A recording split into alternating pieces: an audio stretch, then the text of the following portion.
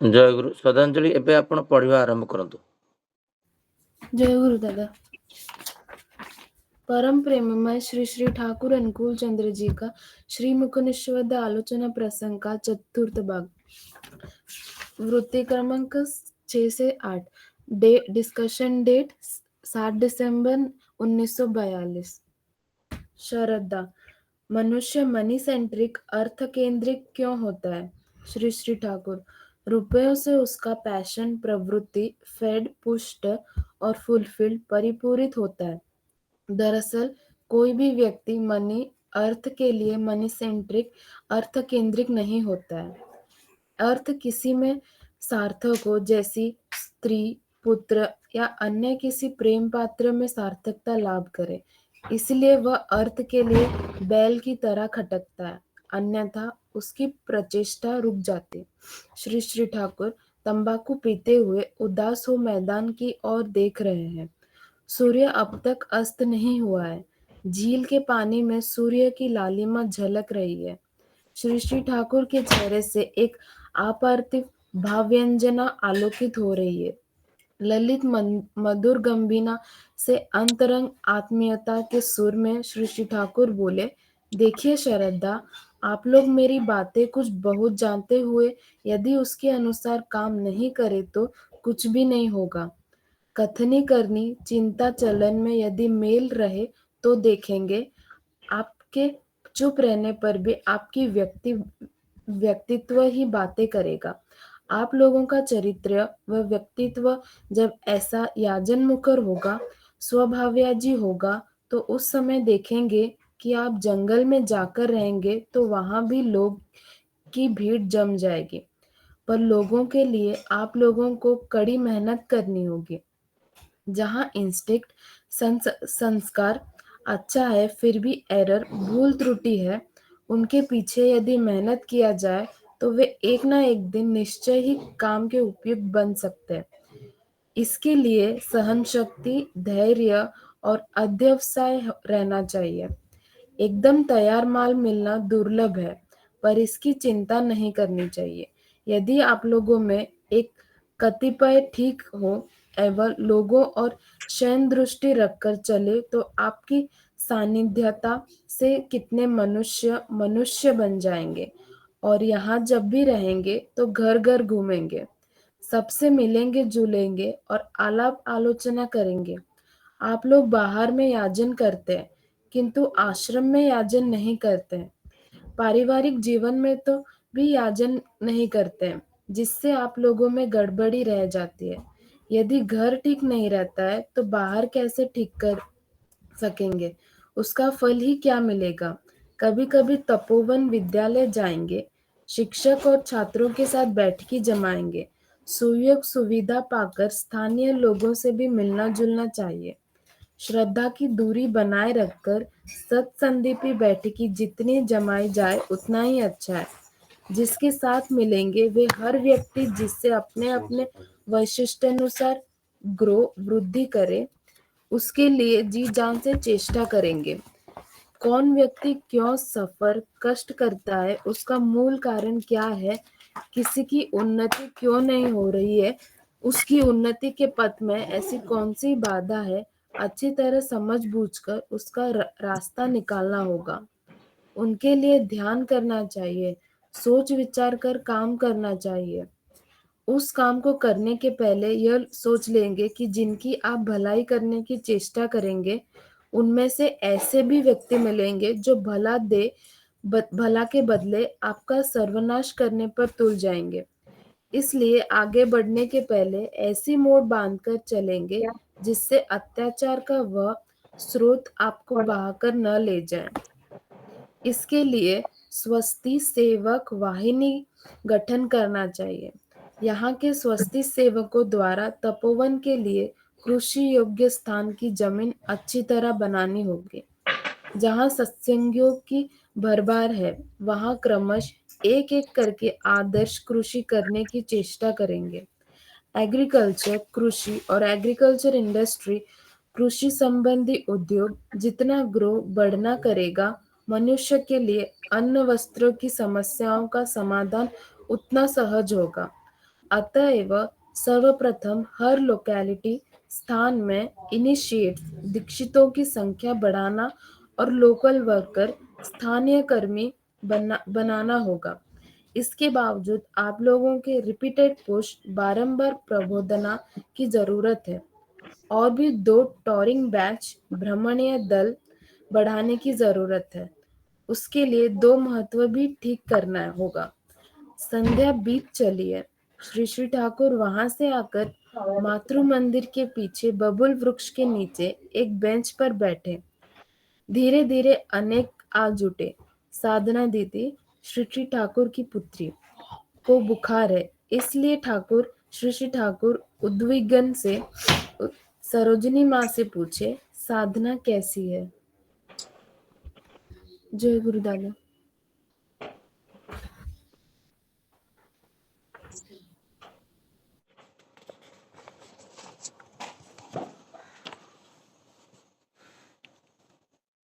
ଜୟ ଗୁରୁ। ବହୁତ ସୁନ୍ଦର ଭାବରେ ଆଜିର ପଢ଼ାଟା 4 ଦିନ ହିନ୍ଦୀ ପଢ଼ା ଭିତରେ ସବୁଠାରୁ ଆଜି ଭଲ ପଢ଼ାଟା ଆଜି ହେଲା। ଶ୍ରଦ୍ଧାଞ୍ଜଳିକୁ ଗାଇଡ଼ କରିଥିଲି ସକାଳେ, ଭଲ ଭାବରେ ସେ ପଢ଼ିଲେ, ସ୍ପଷ୍ଟ ଭାବରେ ସବୁ ବୁଝା ପଡ଼ୁଥିଲା। ଏଇଭଳି ଭାବରେ ପଢ଼ା ହେବା ଦରକାର। ମୁଁ ଏବେ ଅନୁରୋଧ କରିବି, ଆଜିର ଯେଉଁ ବିଷୟଟା ଅଛି ଗୋଟେ ହେଉଛି ଏ ମନି ସେଣ୍ଟ୍ରିକ୍, ଅର୍ଥକେନ୍ଦ୍ରିକ ମନୁଷ୍ୟ କାହିଁକି ଆମେ ଯେଉଁଟା କହନି ଭାରି ମ୍ୟାଟେରିଆଲିଷ୍ଟିକ୍ ଲାଇଫ୍, ସେ ଖାଲି ମନି ପଛରେ ଦୌଡ଼ିଛି। ସେଇଟା ଶରଦ ଦାସ ଶ୍ରୀ ଠାକୁରଙ୍କୁ ପଚାରିଛନ୍ତି, ଆଉ ସେ ବିଷୟରେ ଶ୍ରୀ ଠାକୁର ବିସ୍ତୃତ ଭାବରେ ଆନ୍ସର ଦେଇଛନ୍ତି। ତାପରେ ମଣିଷର ଚରିତ୍ରକୁ ନେଇ କଥାବାର୍ତ୍ତା ଅଛି ଯେ ଆମେ ଯେତେ ଆଳାପ ଆଲୋଚନା ବି କରୁ, ଯଦି ଆମର ସେ ଆଳାପ ଆଲୋଚନାଟା ଆମର ଚରିତ୍ର ସହିତ ମ୍ୟାଚ୍ ନ କରେ ତାହେଲେ କିନ୍ତୁ ହେବ ନାହିଁ, ଆମେ ଲୋକମାନଙ୍କୁ ଆକୃଷ୍ଟ କରିପାରିବା ନାହିଁ। ସେ ବିଷୟରେ ବି ବିସ୍ତୃତ ଗୋଟେ ସେପାରେଟ୍ ଟପିକ୍ ଅଛି। ମୁଁ ଏବେ ପ୍ରଦୀପ କୁମାର ଗିରି ଭାଇଙ୍କି ଅନୁରୋଧ କରିବି ସେ ବିଷୟ ଭିତ୍ତିକ ଏ ଆଲୋଚନା କିଛି ରଖିବେ। ପ୍ରଦୀପ ଭାଇ ଜୟ ଗୁରୁ, ଆଲୋଚନା ରଖନ୍ତୁ। ଜୟ ଗୁରୁ।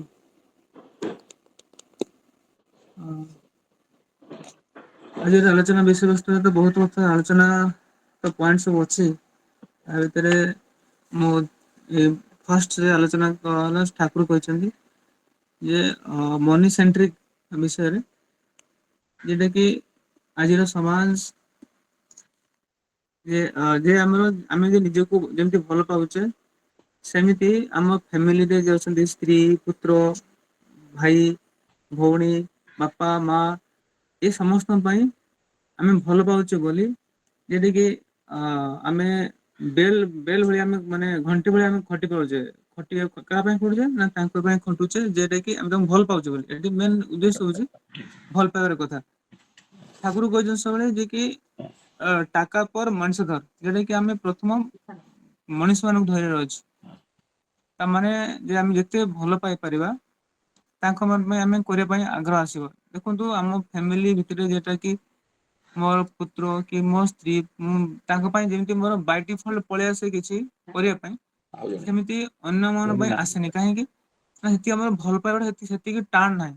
ଯଦି ଭଲ ପାଇବା ଟାଣ ଥିବ, ସେ ହେଇପାରେ ମୋ ସ୍ତ୍ରୀ, ହେଇପାରେ ମୋ ପୁଅ, ହେଇପାରେ ମୋ ଝିଅ, ହେଇପାରେ ମୋର ଗାଁର ବନ୍ଧୁ, ନର୍ମାଲି ମଣିଷ ମାନଙ୍କ ପାଇଁ ବି ଅଟୋମେଟିକାଲି ପଳେଇ ଆସିବ କିଛି ମତଲବ ସେବା କରିବା ପାଇଁ। ସେବା ମାନେ ନୁହେଁ ଯେ ଖାଲି ଫିଜିକାଲ ସେବା, ଫିନାନ୍ସିଆଲ ସେବା ବି ଆମକୁ ଆସିବ କରିବା ପାଇଁ, ଯଦି ଆମେ ତାଙ୍କୁ ଭଲ ପାଇଥିବା। ସେ ଭଲ ପାଇବା ଯେତେ ଟାଣ ରହିବ ସେତେ ଆମେ ତାଙ୍କ ସେବା କରିପାରିବା ଏବଂ ଖର୍ଚ୍ଚ କରିପାରିବା। ସେଟା ଗୋଟେ କହିଛନ୍ତି ଠାକୁର ଯେ ଆମେ ବେଲ ଘାଲ ଭଳିଆ ଖଟୁଛେ ଏଇ ପଇସା ପାଇଁ। ସାଧାରଣତଃ ଆମେ ଯଦି ଆମ ଫ୍ୟାମିଲିରେ ସମସ୍ତେ ଅଛେ, ଯେମିତି ଆମର ଯୋଉଟା କି ମୋର ମାନେ ଯେହେତୁ ଆମେ ଏବେ ତ ବହୁତ ଆମର ମତଲବ ସେଟା ଆମର ନ୍ୟୁକ୍ଲିୟର ଫ୍ୟାମିଲି ହେଲାଣି। ଆଗରୁ ଆମର ଯୌଥ ପରିବାର ଥିଲା। ଯୌଥ ପରିବାର ସମସ୍ତେ ଥାଆନ୍ତି, ଯେ ମୋର ଭାଇର ପିଲାମାନଙ୍କୁ ସାହାଯ୍ୟ କରିବା, ଏସବୁ ଜିନିଷ ଧୀରେ ଧୀରେ ବର୍ତ୍ତମାନ ଠାକୁରଙ୍କର ଧାରା ଅନୁସାରେ କମି ଯାଉଛି, ଯେଟା କି ଆମକୁ ପଢିବାର ଅଛି। ଫଳରେ ଆମେ ଭଲ ପାଇବା ଯେତେ କମୁଛି, ସେଟା ଆମର ଏଇଠି ପ୍ରୋବ୍ଲେମ ସୃଷ୍ଟି ହଉଛି। ସେଥିପାଇଁ ଗୋଟେ ପଏଣ୍ଟ ରହୁଛି। ଆଉ ଆମେ ଯଦି ଯେତେ ଭଲ ପାଇବା, ଫର ଏକ୍ଜାମ୍ପଲ ଆମେ ଆମର ମନ୍ଦିର, ସାରା ଭାରତ ବର୍ଷ ସବୁଆଡେ ମନ୍ଦିର ଅଛି, ଆମେ ମନ୍ଦିରକୁ ଆମର ନିଜ ଘର ଭଳିଆ ଭାବିବା। ଯେ ଯେମିତି ମୁଁ ଗୋଟେ ଫ୍ୟାମିଲିରେ ମୋର ଘରର ମୁଁ ଚଳଉଛି, ଏ ବିଲ୍ ପେମେଣ୍ଟ କରୁଛି, ଇଏ ଦଉଛି, ମାନେ ଯେଟା କୁହନ୍ତି ଆକାଉଣ୍ଟବିଲିଟି ରେସ୍ପନ୍ସିବିଲିଟି। ତ ଏଇଠି ଗୋଟେ ମୁଁ ଯୋଉ ଛୋଟିଆ ଏକ୍ସାମ୍ପଲ ଦଉଛି, ଯେ ଯେକୌଣସି କାମ ମୁଁ ଜଣକୁ ଘରକୁ ମୋର ମେମ୍ବରକୁ କହୁଛି କରିବା ପାଇଁ, ଫର ଏକ୍ସାମ୍ପଲ ଯୋଉ କହିଲି ଇଲେକ୍ଟ୍ରିକ ବିଲ୍ ଜମା କରିବା ପାଇଁ, ସେ ଇଲେକ୍ଟ୍ରିକ ବିଲ୍ ଟା କହିଲି ଯେ ଏଇ ତାରିଖ ଦେବାର ଅଛି, ସେଟା ସେ ଦେଲେ କି ନାହିଁ ତାପରେ ମତେ ବୁଝିବାର ଅଛି, ତଦାରଖ କରିବାର ଅଛି। ସେଟା ହେଲା ଆକାଉଣ୍ଟବିଲିଟି। ସେମିତିକା ଯେ ଏ ଯେ ମୁଁ ଗୋଟେ ଠାକୁରଙ୍କର ବଡ ଭକ୍ତ ଭାବିକି ଯଦି ମୁଁ ମନ୍ଦିର ବିଷୟରେ କିଛି ନ କରିପାରିଲି, ଫର ଏକ୍ସାମ୍ପଲ ଯେଟା ଆମର ବଦଲାପୁରରେ ବର୍ତ୍ତମାନ ଅଛି 7500 ଗୋଟେ ଅଛି ଆମର ସମସ୍ତଙ୍କର ଅ ଠାକୁରଙ୍କ ମନ୍ଦିର ବିଷୟରେ ଆମ ଡେଭଲପମେଣ୍ଟ ପାଇଁ କି ସତ୍ସଙ୍ଗର ଖର୍ଚ୍ଚ ତା ପାଇଁ ଆମେ ଯୋଉ କରିଛେ, ସେକୁ ଆମେ ଯଦି ଭଲ ପାଇବା ରହିବ, ତାହେଲେ ଏସବୁ ଜିନିଷକୁ ମୁଁ ଅଟୋମେଟିକାଲି ୱିଦାଉଟ୍ ଏନି ହେଜିଟେସନ, ଯେଟା ଆମର ବିନା ଦିଗ୍ଧରେ, ମାନେ ଅଟୋମେଟିକାଲି ଯେଟା କହିଲେ ଆମର ଶଶୀ ଭାଇ ଯେ ଆମର ଥିଲେ ଦୁବାଇରେ ଭାଇ, ସେ ଦିଅ ଦାଦାଙ୍କ ଘରେ ଏସି ଲାଗିବ, ସେ ବିନା ମାନେ ୱିଦାଉଟ୍ ଏନି କ୍ୱେଶ୍ଚନ ସେ ପଇସା ଦେଇଦେଲେ। କାହିଁକି ନା ସେମିତି ଟାଣ ଅଛି, ଭଲ ପାଇବା ଟାଣ ଅଛି। ସେ ଭଲ ପାଇବାଟା ଯେତେ ଦୂର ହବ ସେତେ ହିଁ ଆମେ କିଛି କରିପାରିବା। ସେଥିପାଇଁ ଆମକୁ ସବୁ ଜାଗାରେ ନିଜକୁ ଆମକୁ ସେଇଭଳିଆ ପଢିବାକୁ ପଡିବ, ତାକି ଆମେ କିଛି କରିପାରିବା। ଯୋଉଟା କି ଆମେ ଆମ ଘରେ ଯେମିତି ଆମେ ଖାଉଛେ, ଭଲ ରହୁଛେ, ଏଞ୍ଜୟ କରୁଛେ, ଅୟସ କରୁଛେ, ସେମିତି ଇମିଡିଏଟଲି ନିଜ ମନ ଭିତରେ ଆସିବା ଦରକାର ଯେ ମୋ ଗୁରୁ ପାଇଁ ମୁଁ କରୁଛି ତ। ଯଦି ସେଟା ଭଲ ପାଇବା ଥିବ, ଟାଣ ଥିବ, ସେଟା ହେଇପାରିବ। ଯେମିତି ଫର ଏକ୍ସାମ୍ପଲ ମୁଁ ଗୋଟେ ଭଲ ବେଡ୍ ତିଆରି କରିବି, ତାର ଦାମ ଥିବ 1,00,000 ଟଙ୍କା 2,00,000 ଟଙ୍କା, ତାର ସବୁ ମାନେ ସୁନ୍ଦର କାରୁକାର୍ଯ୍ୟପୂର୍ଣ୍ଣ ହେଇଥିବ। ଯଦି ନିଜକୁ ଫିଲ୍ ହବ ଯେ କମ୍ଫର୍ଟେବୁଲ, ସେମିତି ମୋ ଠାକୁର ମୁଁ ରଖୁଛି, ମୋ ଗୁରୁଙ୍କୁ ରଖୁଛି, ମୋ ଇଷ୍ଟକୁ ରଖୁଛି, ତାଙ୍କୁ ଭଲରେ ରଖୁଛି ତ, ତାଙ୍କର ଯେମିତି ଭଲ ମନ୍ଦିର ତିଆରି କରିବା, ଘର ମନ୍ଦିର ମାନେ ଘରେ ଫ୍ୟାମିଲି କଥା କହୁଛି, ଠାକୁରଙ୍କୁ ସଜେଇ ରଖିବା, ଠାକୁରଙ୍କୁ ଭଲ ପାଇବା, ଯେମିତି ନିଜକୁ ସଜେଇବା ପାଇଁ ଚେଷ୍ଟା କରୁଛି ଆମକୁ, ଆମ ଶରୀରକୁ, ଫ୍ୟାମିଲିକୁ, ସେମିତି ମୋ ଗୁରୁକୁ ରଖିବି। ସେଟା କେତେବେଳେ ଆସିବ? ଯେତେବେଳେ ଟାଣ ଥିବ। ଯେମିତି ଗୋଟେ ମା ଗୋଟେ ପିଲାକୁ ଜନ୍ମ କରିସାରିଲା ପରେ, ମାନେ ତାର ନିଜର ଖାଇବା ପିଇବା, ତାର ଝାଡା ପରିସ୍ରା ସବୁ ସେ ନିଜ ହାତରେ କରେ, ମାନେ କିଛି ଭାବେନି କଣ, ଏମିତି ପଢିଲା ପରେ ଅଲଗା କଥା। ଛୋଟ ଥିଲା ବେଳେ ସେ କିଛି ଭାବେନି ଏଇଟା କଣ କଣ ପରିସ୍ରା, କଣ ଝାଡା, ସେ କିଛି ଭାବି ପାରେନି। କାହିଁକି ନା ସେ ତା ନିଜ ଏତେ ଭଲ ଟିକେ ଜନ୍ମ ଦେଇଛି ଯେ ସେ କିଛି କହିପାରିବନି, ମାନେ ଅଟୋମେଟିକ ବାଇ ଡିଫଲ୍ଟ ପଳେଇ ଆସେ ମାଇଣ୍ଡ ଭିତରେ। ସେମିତିକା ଯଦି ମୁଁ ଯେତେବେଳେ ମୋ ଟାଣ କରି ମୋ ଠାକୁରଙ୍କୁ ଭଲ ପାଇବି, ମୋ ଗୁରୁଙ୍କୁ ଭଲ ପାଇବି ନା ଇଷ୍ଟ ଗୁରୁଙ୍କୁ, ଅଟୋମେଟିକାଲି ଯାହା ବି କରେ, ଖରାପ କରେ ଭଲ କରେ, ଅଟୋମେଟିକାଲି ପଳେଇ ଆସିବ। ଯଦି ଯାଉଥିବେ ନେଗେଟିଭ ଟ୍ରାକ ନା, ଅଟୋମେଟିକ ପଳେଇ ଆସିବ। କାହିଁକି ନା ମାଇଣ୍ଡ କରିବ ନା, ମୋ ଗୁରୁ ଏଟା ମତେ କହିନାହାନ୍ତି, ଏଟା ମୁଁ କରିପାରିବିନି, ଏଟା କରିମି। ଭୁଲ ହବନି, ସଡନଲି ଭୁଲ ହବନି ଯଦି ସେଠି ଟାଣ ଥିବ। ଏଇଟା ବହୁତ ମାନେ ଠାକୁରଙ୍କ ଧାରା ଅନୁସାରେ ଯିବା କଥା। ଆଉ ଗୋଟେ କଥା କୁହାଯାଇଛି, ଯୋଉଟା କି ଆମର ନିଜର ଚରିତ୍ରଗତକୁ ଗଠନ କରିବା ପାଇଁ, ଆମେ ଯଦି ମୁଁ ଧର ଗଲି ଯାଜନ ବାହାରକୁ ଯିବାକୁ ଯାଉଛି, ଯାଜନ ଯଦି ଯାଇକି ବାହାରେ କିଛି ମୁଁ ଆଲୋଚନା ଠାକୁର ବିଷୟରେ ଆଲୋଚନା କରିବି, ସେଇଠି ଇମିଡିଏଟଲି ଲୋକମାନେ କହିବେ, ଆରେ ତୋ ଘର ତ ତୁ ନିଜ ଘର ତ ସଜାଡି ପାରୁନୁ, ତୁ କଣ ବାହାରକୁ ଆସୁଛୁ ବୁଝିବା ପାଇଁ। ଯାହା ଯାହା ପଏଣ୍ଟ କହିବ, ଯାହା ଆମେ ଗୋଟେ ୱାର୍ଡ କହିବା, ସେ ଅଟୋମେଟିକ ଶୁଣିବେନି କିଛି। କାହିଁକି ନା ନିଜେ ତ ଆମ ଘର ସେ ଆମେ ଠିକ ସଜେଇ ପାରୁନୁ, ବାହାରେ କଣ କହିବୁ। ସେଥିପାଇଁ ଆମକୁ ନିଜେ ପ୍ରଥମତଃ ଆମ ଘରକୁ ବା ନିଜକୁ ଚରିତ୍ର ଗଠନ, ଠାକୁରଙ୍କ ଭାଷା ଚରିତ୍ର ଭଲ ଭାବରେ ଗଠନ କରିକି ନିଜ ଫ୍ୟାମିଲି ଆଗେ ବନେଇବାର ଅଛି। ନିଜେ ଯଦି ଘର ଠିକ ହେଇପାରିବ, ତାହେଲେ ତୁମେ ଯାଇକି ଯେତେ କଥା କହିଲେ ଲୋକ ଶୁଣିବେ। ଏକ୍ସାମ୍ପଲ କ୍ୟାରେକ୍ଟର ହବା ଦରକାର, ନା ତାଙ୍କ ଘରର ସେ ଏ ଗାଁରେ ନା ଇଏ ବହୁତ ଭଲ, ମାନେ ଏକ୍ସାମ୍ପଲ ନେବେ ସେ ଲୋକମାନେ, ଏକ୍ସାମ୍ପଲ ନେବେ ନା ତାଙ୍କର ଠାକୁର ପରିବାର, ଆଉ ସେ ଯାହାକୁ କୁହନ୍ତି ଭଲ କୁହନ୍ତି, ଆଉ ସେ ଏକ୍ସାମ୍ପଲ ନେଇକି ଲୋକମାନେ ବୁଝିବେ। ଆମେ ଯଦି ନିଜକୁ ଚରିତ୍ର ଭଲ ନ କରିବା, ଯାଇକି ତାଙ୍କ ଘରେ ବୁଝିବା କହିବା କିଛି, ସେ ଆମ କଥା ଶୁଣିବେ ନାହିଁ, କେହି ଶୁଣିବେନି ଏଟା। ଆଉ ଯଦି ତମେ ଭଲ ଚରିତ୍ର କଥା ଆମେ କରିଥିବା, ନିଜକୁ ତିଆରି କରିଥିବା, ଯାଇକି ଦୁଇଟା କଥା କହିଲେ ସେ ଆମକୁ ଶୁଣିବେ ନିଶ୍ଚିତ। ସେଥିପାଇଁ ଆମ ଚରିତ୍ର ଗଠନ କରିବାର ବହୁତ ବଡ ଜିନିଷଟା ରହିଛି। ସେଥିପାଇଁ ଗୋଟେ କଥା ଅଛି, ରୂପ ଥାଏ, ଭୁଲି ଯାଉଛି ଆକ୍ଚୁଆଲି ୱାର୍ଡ ଟା, ମାନେ ତାର ଜିଷ୍ଟ ହଉଛି ଯେତେ ରୂପ ଥାଏ ଯାହା ଥାଉ, ଗୁଣ ଥିବ ବେକାର ସବୁ ହେଇଯିବ। କାହିଁକିନା ଗୁଣ ବା ଚରିତ୍ରଟା ହଉଛି ବହୁତ ବଡ ଜିନିଷ। ସେଟାକୁ ଆମକୁ ତା ଦେହରେ ଧ୍ୟାନ ଦବା ଦରକାର, ତାହେଲେ ଆମ କଥା କିଏ ଶୁଣିବେ। ଆଉ ଗୋଟେ କଣ ହଉଛି ନା, ଆମେ ଯାଇକି ଆନନ୍ଦ ବଜାରରେ ଖାଇଦେଇକି ପଳେଇ ଆସୁଛେ। ଯେ ଆନନ୍ଦ ବଜାରରେ ଆମେ ଯାଉଛେ, ଯେ ସେଠି କେତେ ଟଙ୍କା ଖର୍ଚ୍ଚ ହଉଛି, କଣ ହଉଛି, ଯାଇକି ଟିକେ ବୁଝିବା ଦରକାର ଆକ୍ଚୁଆଲି ଯେ ଆମେ ଯାଇ ଖାଲି ସମସ୍ତେ ଯାଇ ଖାଇକି ପଳେଇ ଆସିବା, ସେଟା କେମିତି ହବ? ଯଦି ଆମର ସବୁ ଭଲ ପାଇବା ଥିବ, ଏ ଯେ ଗୋଟେ ଅର୍ଗାନାଇଜ ହଉ ଯୋଉ ସେ କେତେ ଭାଇ ଅର୍ଗାନାଇଜ କରି କେତେ କଲେକ୍ସନ ହେଲା, କେତେ କଣ ଖର୍ଚ୍ଚ ହେଲା, ଯଦି ନିଜ ଭିତରେ ଟାଣ ଥିବ ତାହେଲେ ଦେଖିବା ଭାଇଙ୍କୁ ପଚାରିବା କେତେ ଏଟଲିଷ୍ଟ ମୋର ଗୋଟେ ଅବଦାନ ରହିବା ଦରକାର, ଟଙ୍କାଟେ ହଉ 5 ଟଙ୍କା ହଉ 500 ହଉ 5000 1000 ହଉ 100 ହଉ, ସେଇଟା ଗୋଟେ କି ନା କଲେକ୍ସନ ହେଲେ ବି ସେଇଟା ଗୋଟେ ସପୋର୍ଟ ଦବ। ସେଥିପାଇଁ ଆମେ ଏ ଖାଇ ଦେଇକି ପଳେଇ ଆସିଲେ ହବନି ସତ୍ସଙ୍ଗ କେନ୍ଦ୍ର। ଏମିତି ଲୋକ ଅଛନ୍ତି ଆମେ ଯଦି ତାଙ୍କୁ କହିବା ନା ମୋର ନେକ୍ସଟ ଟାଇମ ସତ୍ସଙ୍ଗ ଯିବିନି ଆଉ, ସେମିତି ହେଲେ କଣ ହବ ନା ଠାକୁର କେନ୍ଦ୍ର ସେମାନେ ନୁହନ୍ତି। ଠାକୁର କେନ୍ଦ୍ର ହେଲେ ଏଟା ଅଟୋମେଟିକ ପଳେଇ ଆସିବ। ଏ ଯେ ମୁଁ ଫ୍ୟାମିଲିରେ ମୁଁ ଯୋଉ ଖର୍ଚ୍ଚ କରିବି, ମୋର 1,00,000 ଟଙ୍କା ଖର୍ଚ୍ଚ ହବ କି 5,00,000 ଖର୍ଚ୍ଚ ହବ, ସେଟା ମୁଁ ଖର୍ଚ୍ଚ କରୁଛି।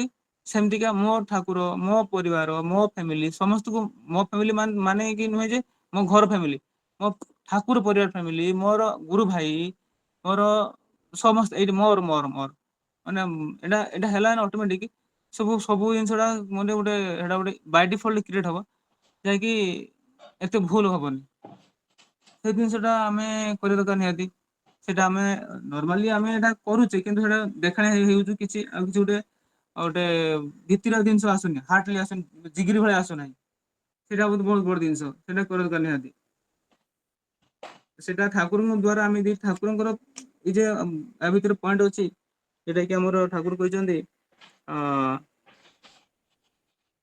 ଆ ଭିତରେ ଗୋଟେ ପଏଣ୍ଟ ମୁଁ ଭୁଲିଗଲି ଗୋଟେ ପଏଣ୍ଟଟା ଗୋଟେ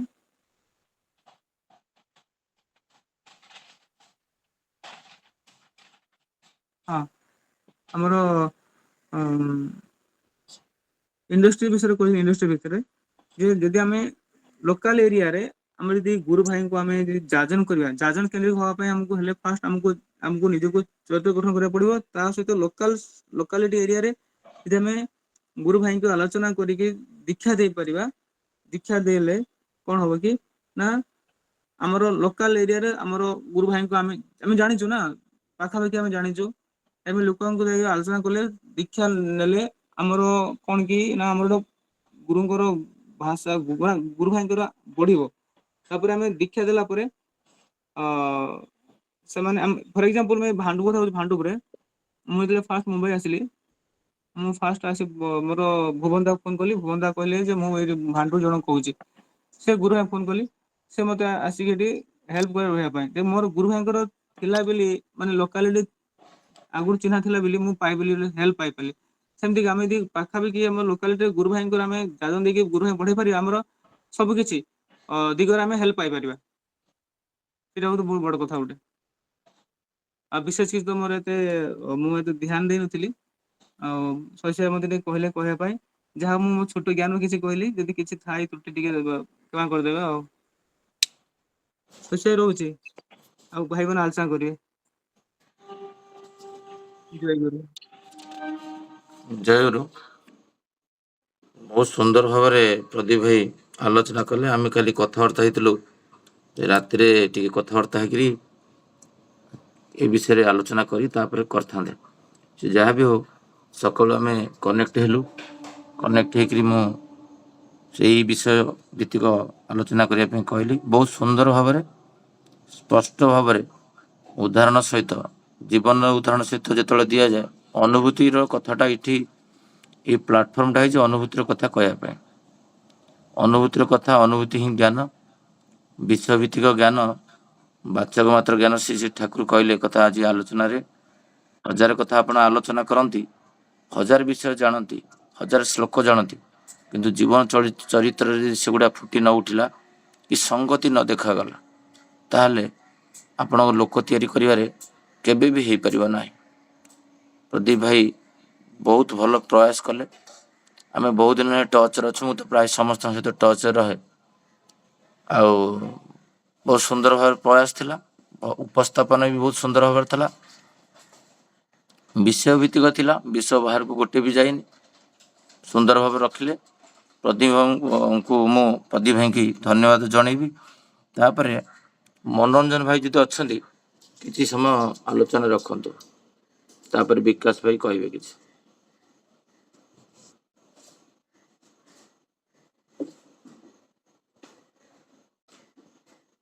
ମନୋରଞ୍ଜନ ଭାଇ ଜଏନ୍ କରିଛନ୍ତି, ଟିକେ ଦେଖିଦିଏ।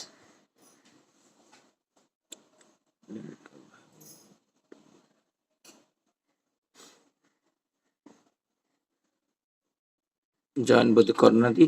ବିକାଶ ଭାଇ ଆପଣ କିଛି ରଖନ୍ତୁ। ମନୋରଞ୍ଜନ ଭାଇ ଜଏନ୍ କଲେ ତାପରେ କହିବେ।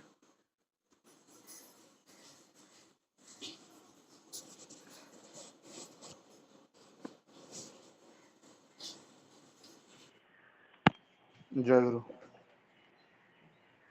ଜୟଗୁରୁ। ଆଜି ଯୋଉ ପ୍ରସଙ୍ଗଟି ଅଛି ଶ୍ରୀ ଠାକୁର ସେଇ ମଣିଷର ଯୋଉ ଅଭାବ ଅଛି ଆଉ ସେ ମଣିଷ ଅଭାବଟା ସବୁ ସମୟରେ ଲାଗି ରହିଛି, ଆଜି ବି ଲାଗି ରହିଛି, ସେତେବେଳେ ବି ଶ୍ରୀ ଠାକୁରଙ୍କ ପାଖରେ ଲାଗି ରହିଥିଲା। ସତ୍ସଙ୍ଗର ବା ଶ୍ରୀ ଠାକୁରଙ୍କର ଯେଉଁ ଆଦେଶ ନିର୍ଦ୍ଦେଶ ପାଳନ କରିକି ଶ୍ରୀ ଠାକୁରଙ୍କର ଯେଉଁ ଇଚ୍ଛା ଯେ ଭାରତକୁ ବା ଏଇ ପୃଥିବୀକୁ ଯେଭଳିଆ ଗଢ଼ି ତୋଳିବାର ଇଚ୍ଛା ଥିଲା ସେଭଳିଆ ମଣିଷର ଅଭାବ ହେଇଛି। ଆଉ ତା ଭିତରେ ଯେଉଁ ସମସ୍ୟା ଆସିକି ପହଞ୍ଚୁଛି, ଯେଉଁ କର୍ମୀମାନେ ଯାଉଛନ୍ତି, ଆଉ ତା ଭିତରେ ଗୋଟେ ବେସିକ୍ ସମସ୍ୟା ଦେଖାଯାଇଛି ଯେଉଁଟା ଶରଦା ଶ୍ରୀ ଠାକୁରଙ୍କ ପାଖରେ ରଖିଛନ୍ତି ଯେ ମନୁଷ୍ୟ ମନି ସେଣ୍ଟ୍ରିକ୍ କ୍यों होता है, ମାନେ ସିଏ ପଇସା ମୁଖୀ, ଅର୍ଥ ସର୍ବସ୍ୱ ଯେଉଁଟାକି କହନ୍ତି। ଆଉ ସମସ୍ତେ ଭାବୁ ବିଭିନ୍ନ ପ୍ରକାରର ସମାଜରେ ଦେଖିବେ ଲୋକ ଅର୍ଥ ସର୍ବସ୍ୱର ଉଦାହରଣ ଦିଆଯାଏ ଯେଉଁମାନଙ୍କୁ, କିନ୍ତୁ ସେ ଠାକୁର ଏଠି କାରଣଟା ଦର୍ଶାଉଛନ୍ତି ଯେ ମନି ସେଣ୍ଟ୍ରିକ୍ଟା ଲୋକ ନଥାଏ ଇଏ ଭାବରେ, ତାର ଆକ୍ଚୁଆଲି କ'ଣ ଯେ ତାର ପ୍ରବୃତ୍ତି କୁ ପରିପୂରଣ କରିବା ପାଇଁ ପଇସା ଦରକାର। ଆଉ ସେ ପଇସାଟା ସେ କାହା ପାଇଁ ଆଣୁଛି ନା ତାର କିଏ ଗୋଟେ ପ୍ରିୟଜନ, ତାର ଗୋଟେ ପ୍ରେମୀ କିଏ ଗୋଟେ ତାର ଯାହା ସେଇ ଯେଉଁ ଯାହା ପ୍ରତି ତାର ଲଭ୍ ଅଛି ସେ ଲଭ୍ଟାକୁ ଫୁଲଫିଲ୍ କରିବା ପାଇଁ, ସେ ଖୁସି କରିବା ପାଇଁ ତାକୁ ଏଠି ଶ୍ରୀ ଠାକୁର କହୁଛନ୍ତି जे दरअसल कोई भी व्यक्ति मनी के लिए मनी सेंट्रिक नहीं होता है। अर्थ किसी में सार्थक हो, जैसे स्त्री पुत्र या अन्य किसी प्रेम पात्र में सार्थक लाभ करे, इसीलिए वो अर्थ के लिए बैल की तरह खटता है। माने से अर्थटा से ये जो जन को धर भल पाଉଛି, पुओ को भल पाଉଛି, स्त्री को भल पाଉଛି, पुत्र को भल पाଉଛି, বা ତାର କେର ପ୍ରେମର ପାତ୍ର ଆଉ କିଏ ଅଛନ୍ତି ସମାଜରେ, ଏଇଟା ହେଉଛି ତାର ବେସିକ୍ ଫଣ୍ଡାମେଣ୍ଟାଲ ଅଫ୍ ପଇସା ରୋଜଗାର କରିବାର। ବା ଯଦି ସେଇଟା ମହତ୍ ଚରିତ୍ର ହେଇଥାଏ, ଜଣେ ଜଣେ ଇଣ୍ଡଷ୍ଟ୍ରିଆଲିଷ୍ଟ ହେଇଥାନ୍ତି, ସେଇ ପଇସା ଯେଉଁ ଆର୍ନିଂଟା କରନ୍ତି ତାଙ୍କର ସେ ଯେଉଁ ଆଦର୍ଶବାଦ ଥାଏ ଜୀବନର, ସେ ଆଦର୍ଶବାଦଟାକୁ ଫୁଲଫିଲ୍ କରିବା ପାଇଁ, ସେଇଥିପାଇଁ ଶ୍ରୀ ଠାକୁର କହୁଛନ୍ତି ପ୍ରେମ କା ପାତ୍ର କ'ଣ, ସେଇଟା ସେ ପ୍ରେମର ପାତ୍ର ନିଜେ ଇଷ୍ଟ ବି ହେଇପାରିଥାନ୍ତି ବା କେଉଁ ଆଦର୍ଶ ହେଇଥାଇପାରେ, କେହି ଗୁରୁ ବି ହେଇଥାଇପାରନ୍ତି। ସେ ଉଦ୍ଦେଶ୍ୟ ନେଇକି ବି ପଇସା ଧନୀ ଲୋକ ହୁଅନ୍ତି ବହୁତ ଜାଗାରେ, ଆଉ ସେମାନେ ଚ୍ୟାରିଟି ବି ଫଲୋ କରନ୍ତି। ଆଉ ସେମାନଙ୍କ ନେଇକି କାହିଁକିନା ଶ୍ରୀ ଠାକୁର କହିଛନ୍ତି ଧନୀ ହୁଅ କ୍ଷତି ନାହିଁ କିନ୍ତୁ ଦାନୀ ଓ ଦାତା ହୁଅ। ତ ସେ ମନି ସେଣ୍ଟ୍ରିକଟା ତାର ଏଇ କମ୍ପ୍ଲେକ୍ସ ପ୍ରବୃତ୍ତି ଯେଉଁ ଅଛି ଯେ କାହାକୁ ଗୋଟେ ଭଲ ପାଇବା, ଏଇ ଯେଉଁ ଶ୍ରଦ୍ଧା ଆଉ ମୋହ ନେଇକି ସେଇଟା କଣ୍ଟ୍ରୋଲ ହେଇଥାଏ। କିନ୍ତୁ ଶ୍ରୀ ଠାକୁର ଲୋକ ତିଆରି ପାଇଁ ଏଠି ଆହ୍ୱାନ ଦେଇଛନ୍ତି। ସେଇଥିପାଇଁ ପରବର୍ତ୍ତୀ ପ୍ରସଙ୍ଗରେ ଶରଦାଙ୍କୁ ଯେଉଁ ବହୁତ ଯେଉଁ ଗୁରୁ ଗାମ୍ଭୀର ତାଙ୍କର ଇଏ ଥିଲା, ମାନେ ତାଙ୍କର ଚେହେରା ସେଠି ବସିଛନ୍ତି, ସେ ସେଠି ସୂର୍ଯ୍ୟ ଅସ୍ତ ହେଉଛି, ମାନେ ମୁଖରେ ଗୋଟେ ଅଲଗା ପ୍ରକାରର ମାନେ ଯେଠି ବ୍ୟକ୍ତ କରିଛନ୍ତି ଯେ ଅପାର୍ଥିବ ଭଙ୍ଗିମା ଅଛି ଶ୍ରୀ ଠାକୁରଙ୍କ ମୁହଁରେ। ଆଉ ସେଇ ଜିନିଷଟା ପରେ ଶରଦାଙ୍କୁ ସେ ସେଠି କହିଛନ୍ତି ଯେ କିଭଳି ଭାବରେ ମଣିଷକୁ ଟ୍ୟାକେଲ୍ କରିବା ପାଇଁ ପଡ଼ିବ। ସେଥିପାଇଁ ପ୍ରଥମେ କହିଛନ୍ତି ଯେ କହିବା, କରିବା ଆଉ ଚିନ୍ତା, ଏ ତିନିଟାରେ ଯଦି ମେଳ ରହେ ତେବେ ଯାଇ କ'ଣ ହେବ ନା ବ୍ୟକ୍ତିତ୍ୱ, ଆପଣଙ୍କର ଯେଉଁ ବ୍ୟକ୍ତିତ୍ୱ ରହିବ ସେ ବ୍ୟକ୍ତିତ୍ୱଟା ହିଁ କଥା କହିବ। ଆପଣ ଠିଆ ହେଇଥିବେ କିଛି କହିବେନି, କେବଳ ଇସାରାରେ ଲୋକ କାମ କରିଯିବେ। ଆପଣ ଠିଆ ହେଇଥିବେ କିଛି ମାନେ ଇଏ ନାହିଁ, ଆପଣଙ୍କ ଉପସ୍ଥିତିଟା ହିଁ ସେଇ ଜାଗାଟାକୁ ସଜାଡ଼ି ଦେବ, ସେଇ ଅସଜଡ଼ା ଜିନିଷ ଗୁଡ଼ାକୁ ସଜାଡ଼ି ଦେବ। ତ ଏଇ ଯେଉଁ ବ୍ୟକ୍ତିତ୍ୱର କଥା କହିଛନ୍ତି ଶ୍ରୀ ଠାକୁର, କହିବା ଚିନ୍ତା ଆଉ ଚଳନ ଯଦି ଆପଣଙ୍କର ଠିକ୍ ରହେ ତାହେଲେ ଏଇଭଳି ଆପଣଙ୍କର ବ୍ୟକ୍ତିତ୍ୱର ଓଜନଟା ଏତେ ହେବ, ଚରିତ୍ରର ଓଜନଟା ଏତେ ହେବ, ସେଇଗୁଡ଼ା ହିଁ ଯାଜନ କରିବ। ଆଉ ସେଇଟାକୁ ଶ୍ରୀ ଠାକୁର କହୁଛନ୍ତି ସ୍ୱଭାବ ଜାଜି, ଆପଣ ସ୍ୱଭାବତଃ ଯାଜନମୁଖୀରେ ହେଇଯିବେ। ତ ଠାକୁର କହୁଛନ୍ତି ଯେ ଜଙ୍ଗଲରେ ବି ରହିଲେ ବି ଦେଖିବେ କେମିତି ଆପଣଙ୍କ ପାଖରେ ଯେମିତି ପିମ୍ପୁଡ଼ି ମିଠା ରହିଲେ ଶୁଙ୍ଘି ଶୁଙ୍ଘି ଆସିକି ପଳେଇ ଆସନ୍ତି, ସେମିତି ଆପଣଙ୍କ ପାଖରେ ଭିଡ଼ ଲାଗିଯିବ, ଆପଣଙ୍କ ପାଖରେ ଲୋକ ଜମା ହେଇଯିବେ। ଦେଖିବେ ପ୍ରକୃତରେ ବହୁତ ଉଦାହରଣ କମ୍ ଦେଖିବାକୁ ମିଳେ ସେମିତି ଲୋକର ସମାଜରେ। ଆଜି ତ ଦେଖିବେ ପରଶ୍ରୀକାତତା, ବିଭିନ୍ନ ପ୍ରକାର ଈର୍ଷା ଦ୍ୱେଷ ଭିତରେ ମଣିଷ ବୁଡ଼ିକି ରହୁଛି। ଅନ୍ୟ ଅଳ୍ପ ଟିକେ କିଛି ହେଲେ କି କାହାର ସ୍ତ୍ରୀ ଦେଖିପାରିବନି। କିନ୍ତୁ ଶ୍ରୀ ଠାକୁର ସେ ଜାଗାରେ ଯୋଉ ଚରିତ୍ରର କଥା କହିଛନ୍ତି, ଏଇଭଳିଆ ଲୋକ ବହୁତ କମ୍ ଦେଖିବାକୁ ମିଳେ। ତାଙ୍କ ପାଖରେ ଲୋକ ଆସିବେ, ବସିବେ, କଥା ହେବେ, ଆଉ ବିଭିନ୍ନ ପ୍ରକାରର ଯେଉଁ ନିଜର ଜିନିଷ ଗୁଡ଼ା, ଅନ୍ତରର ଜିନିଷ ଗୁଡ଼ା ତାଙ୍କୁ କହିବେ। କାହିଁକିନା ମଣିଷ ଗୋଟେ ଅନ୍ତରର ଜିନିଷଟା ତାଙ୍କ ପାଖରେ କହିବ, ସେତିକ ସେ ବିଶ୍ୱାସ ଭରସାର ପାତ୍ର ହେଇଥିବା ଦରକାର। ସେଇ ଲୋକଟା ସେତିକି ଇଏ ହେଇଥିବା ଦରକାର, ଦେଲେ ଯାଇକି ସେ ଅନ୍ତରର କଥାଟା ତାଙ୍କ ପାଖରେ କହିବ। ଆଉ ଯେତେବେଳେ ସେ ଅନ୍ତରର କଥାଟା କହିବ, ତେବେ ତ ଯାଇକି ଆପଣ ସମାଧାନଟା ଦେଇପାରିବେ। ଯଦି ଗୋପନ ରଖିବ ସେ ଆପଣଙ୍କ ପାଖରେ, ଆପଣଙ୍କ ବ୍ୟକ୍ତିତ୍ୱ ପ୍ରତି ତାର ଭରସା ନଥିବ, ଆପଣଙ୍କର ଚରିତ୍ର ପ୍ରତି ତାର ଭରସା ନଥିବ, ଆପଣ ଯଦି ତା କଥାଟା ଆଉ କାହା ପାଖରେ ପ୍ରକାଶ କରିଦେଉଥିବେ, ତ ଦେଲେ ସିଏ କ'ଣ ଆଉ ସେ ଜିନିଷ ଯଦି ସେ ଝଲକଟା ପାଏ, ତାହେଲେ ସିଏ ଆଉ ଆପଣଙ୍କ ପାଖରେ ହୃଦୟଟା ଖୋଲିବନି। ତେବେ ସେଟା ଯଦି ନ ହୁଏ, ଆପଣ ଆଉ ତାର ଅନ୍ତରର ବ୍ୟଥାଟା ଶୁଣିପାରିବେନି କି ସମାଧାନ ଦେଇପାରିବେନି। ଯୋଉଠି ପରବର୍ତ୍ତୀ ପ୍ରସଙ୍ଗରେ ଶ୍ରୀ ଠାକୁର କହିଛନ୍ତି କେମିତି ଲୋକମାନଙ୍କୁ ଗାଇଡ଼ କରିବା ପାଇଁ ପଡ଼ିବ। ତ ଶ୍ରୀ ଠାକୁର ଏଠି କହିଛନ୍ତି, ଯଦି ଆପଣମାନେ ଯଦି ଠିକ୍ ରହିବେ, ତାହେଲେ କେତେ ଲୋକ ଯେ ଲୋକ ବନିଯିବେ କିନ୍ତୁ ଆସିବେ। ପୁଣି ଶ୍ରୀ ଠାକୁର ଆଶ୍ରମର କଥା କହିଛନ୍ତି। ଏ ଯେଉଁ ଆଶ୍ରମରେ ଯେବେ ଶରଦା ଆସୁଛନ୍ତି, ତ ନିଜର ଲୋକମାନେ, ଯେହେତୁ ଶରତ ହାଲଦାର ଆଶ୍ରମରେ ହିଁ ରହୁଥିଲେ, ତ ଆଶ୍ରମରେ ବାହାରେ ତ ଟୁର୍ କରିକି ଯାଜନ କରିବା ପାଇଁ ଯାଆନ୍ତି ସେ ବିଭିନ୍ନ ଗ୍ରାମକୁ, ବିଭିନ୍ନ ମହଲକୁ। କିନ୍ତୁ ଏଇ ଆଶ୍ରମରେ ପ୍ରାଙ୍ଗଣରେ ଯେଉଁ ଗୁରୁଭାଇମାନେ ସାଙ୍ଗରେ ରହୁଛନ୍ତି, ଯେଉଁ ଗୁରୁଭାଇମାନେ ଆମର ବା ଆଶ୍ରମ ଭିତରେ ରହୁଛନ୍ତି, ତାଙ୍କ ସହିତ ଆଳାପ ଆଲୋଚନା କରିବା ପାଇଁ କହୁଛନ୍ତି। ସେଇଟା ହିଁ ତାଙ୍କର ଘର, ଯେହେତୁ ସେ ସେଠି ରହୁଛନ୍ତି ସେଇ ପରିବେଶରେ। ତ ସେଇ ଜିନିଷଟାକୁ ସେ କହିଛନ୍ତି ଯେ ଆଳାପ ଆଲୋଚନା କରିବା ପାଇଁ। ବହୁତ ସମୟରେ ଏଇଟା ହିଁ ଅଭାବ ଦେଖାଯାଏ। ଆମେ ବିଭିନ୍ନ ପ୍ରକାରର ଆମର ଅଭିମାନ ନେଇକି ଆମେ ଡିପ୍ରାଇଭ୍ କରୁ, ମାନେ ଆମର ରିଲେସନସିପ୍ଟାକୁ ବହୁ ଜାଗାରୁ ବଞ୍ଚିତ କରି ରଖୁ। ସେଇଟା କିନ୍ତୁ ଶ୍ରୀ ଠାକୁର ମାନେ ରେକମେଣ୍ଡ କରୁନାହାନ୍ତି ସେଇଭଳିଆ ଚରିତ୍ରଟା। ମାନେ ସେ ଚରିତ୍ରଟା ଯଦି ଥାଏ ଆମର, ତାହେଲେ ଏଭଳି ଭାବରେ କେତେ ତ ମାନେ ଦୂରତ୍ୱ ବନିଯିବ ଆମ ଭିତରେ। ଆମେ ସବୁ ଇଏ କରୁଥିବୁ, ମାନେ ବହୁତ ସମୟରେ ଶ୍ରୀ ଆଚାର୍ଯ୍ୟ ଦେବ ୟାର ବି ସମାଧାନ ଦିଅନ୍ତି। ଯେ ଯେମିତି କହିଥିଲେ ଯେ ଯଦି ଗୋଟେ ବାସନରେ ବିଭିନ୍ନ ପ୍ରକାରର ବାସନ ଷ୍ଟାଣ୍ଡରେ ବିଭିନ୍ନ ପ୍ରକାର ବାସନ ରହେ, ଆବାଜ ତ ହେବ, କିନ୍ତୁ ତା ବୋଲି ନୁହେଁ ଯେ ଜଣେ ଆଉ ଜଣଙ୍କୁ ସର୍ଭିସ୍ ଦେବାଟା ବନ୍ଦ କରିଦେବ, ଜଣେ ଆଉ ଜଣଙ୍କୁ। ତ ଆମେ ଯେତେବେଳେ ପରିବେଶ ଭିତରେ ରହୁଛୁ, ସେ ପରିବେଶ ଭିତରେ ରହୁଛୁ ମାନେ ଆମ ଭିତରେ ଏଇଟା ଶୁଣିବି ଜନ୍ମଗତ ତାକୁ। ବୈଶିଷ୍ଟ୍ୟ ଅଛି, ଆମ ଭିତରେ ଗୋଟେ ରୁଚି ଅଛି, ଗୋଟେ ପସନ୍ଦ ଅଛି, ଆମ ଭିତରେ ଗୋଟେ ଶିକ୍ଷାଗତର ଅନ୍ୟ ଗୋଟେ କିଏ କେଉଁ ଜାଗାରୁ ଶିକ୍ଷା ପଢ଼ିକି ଆସିଛି, ତ ମନ ମତାନ୍ତରଟା ରହିବ। କିନ୍ତୁ ମାନେ ମତାନ୍ତରଟା ରହିବ, କିନ୍ତୁ ମନାନ୍ତରଟା ଯେମିତି ନ ରହେ, ସେଇ କଥାଟା ଶ୍ରୀ ଆଚାର୍ଯ୍ୟ ଦେବ ଥରେ ଗୋଟେ ଭୁବନେଶ୍ୱର ଗୋଟେ କର୍ମୀ ବୈଠକରେ ସମସ୍ତଙ୍କୁ ଆହ୍ୱାନ ଦେଇଥିଲେ। କହିଲେ ଦୁଇଟା ଗୁରୁ ଭାଇ ଭିତରେ ଯଦି କଳହ ହେଉଛି, ଝଗଡ଼ା ହେଉଛି, ତାହେଲେ ଜାଣିବେ ଯେ କାହାରି ଭିତରେ ଶ୍ରୀ ଠାକୁର ନାହାନ୍ତି। ଯଦି ଜଣଙ୍କ ଭିତରେ ବି ଡ୍ରାଇଭର ଯଦି କହନ୍ତି ଯେ ଦୁଇଟା ଡ୍ରାଇଭର ଯଦି ଗାଡ଼ି ଯଦି ଆଗା ଆସିକି ଠକି ହେଉଛି, ତାହେଲେ ଜାଣିବେ ଯେ ଦୁଇ ଜଣଙ୍କ ଭିତରେ ଡ୍ରାଇଭର ଶୋଇପଡ଼ିଛନ୍ତି, ତ ତାଙ୍କ ଭିତରେ ଚାଳକ ନାହାନ୍ତି। ଯଦି ଜଣେ ବି ଥାନ୍ତା, ସେ ସାଇଡ଼୍ କରିକି ଗାଡ଼ି ନେଇଯାଇଥାନ୍ତା। ତ ଦୁଇ ଜଣ ସାମ୍ନା ସାମ୍ନି ଠକି ହେଉଛନ୍ତି ମାନେ ଜାଣିବେ ତାଙ୍କ ଭିତରେ ଚାଳକ ନାହାନ୍ତି। ତ ଏଇ ଯେଉଁ ଜିନିଷଟା ଶ୍ରୀ ଠାକୁର କହିଛନ୍ତି ଯେ ଘର ପରିବାର ଭିତରେ ଆମର ପ୍ରଦୀପ ଭାଇ ସୁନ୍ଦର ଭାବରେ ଆଲୋଚନା କରୁଥିଲେ ଯେ ମୋର ଘର ପରିବାରଟାକୁ ମୁଁ କେମିତି ଠିକ୍ ରଖିବି। ଆଉ ଶଶୀ ଭାଇ ବି ସେଇଟା ମାନେ ନିଜେ ମାନେ ବାସ୍ତବ ଭାବରେ କରିକି ସେଇଟା ଦେଖେଇ ଦେଇଛନ୍ତି ଯେ ମୁଁ ଯଦି ଠିକ୍ କରିବି, ମୋର ଯଦି ନାମ ଧ୍ୟାନ, ମୋର ପ୍ରାର୍ଥନା, ମୋର ବାଣୀପାଠ ଆଉ ମୋର ଚଲାଟା ଯଦି ଠିକ୍ ଥିବ, ଦେବେ ଫାଷ୍ଟ ଇନଫ୍ଲୁଏନ୍ସଡ ହେବେ ମୋର ସ୍ତ୍ରୀ, ମୋର ଛୁଆ, ମୋର ଇଏ। ଆଉ ମୁଁ କରିବିନି, ମୋତେ ସେମାନେ ଦେଖିବେନି କେଦିନ କରିବାର, ଆଉ ପୁଣି ମୁଁ ତାଙ୍କୁ ସବୁବେଳେ ଗାଇଡ଼ କରିବି, ମାନେ ବାଚକ ଜ୍ଞାନଟା ଦେବି, କେବଳ କଥାରେ ଜ୍ଞାନଟା ଦେବି, ତ ସେଇଟା କିଛି ଫ୍ରୁଟଫୁଲ୍ ହୁଏନି। ଯେମିତି ଥରେ ଶ୍ରୀ ଆଚାର୍ଯ୍ୟ ଦେବ ଜଣେ ଗୁରୁ ଭାଇଙ୍କୁ କହୁଥିଲେ ଯେ ଚକ୍ର ଫଟୋ ତା ଘରେ ନାହିଁ, ସେ ଚକ୍ର ଫଟୋ ବିଷୟରେ ତାଙ୍କ ସ୍ତ୍ରୀ ଜାଣିନାହାନ୍ତି। ମାନେ ସେ ଜଣେ କର୍ମୀ, କିନ୍ତୁ ତାଙ୍କର ସ୍ତ୍ରୀ ଜାଣିନାହାନ୍ତି ଚକ୍ର ଫଟୋ କ'ଣ। ଆଉ ସେଇଟା ଶୁଣିକି ସେ ଆଚାର୍ଯ୍ୟ ଦେବ ଏତେ ଜୋର ସେ ରାଗି ଯାଇଥିଲେ, ଏତେ କହିଲେ ମୋତେ ଲାଗିଲା ଯେ ତାକୁ ଧରିକି ଛେଞ୍ଚିଦେବି ଏକା ଧରିକି। ମାନେ ଏଇଭଳିଆ ଯଦି ଗୋଟେ ସତ୍ସଙ୍ଗ ପରିବାରର ସତ୍ସଙ୍ଗୀ ହୁଏ, ତ ଆମେ ବାହାର ଲୋକଙ୍କୁ କ'ଣ ଗାଇଡ଼ କରିବୁ। ତ ଚକ୍ର ଫଟୋ ଯେମିତି କହନ୍ତି ଯେ ପ୍ରତିଟି ଯେତେ ଜଣ ଦୀକ୍ଷିତ, ସେତେଟା ଚକ୍ର ଫଟୋ ଘରେ ହେବା ଦରକାର। ସେତେଟା ଚକ୍ର ଫଟୋ ସେତେଟା ଚକ୍ର ଫଟୋର ଷ୍ଟାଣ୍ଡ ହେବା ଦରକାର। ଦେବେ ଯାଇକି ଜଣାଯିବ ଯେ ସେ ଘରେ ଚକ୍ର ଫଟୋରେ ଧ୍ୟାନ ହେଉଛି ନା ନାହିଁ।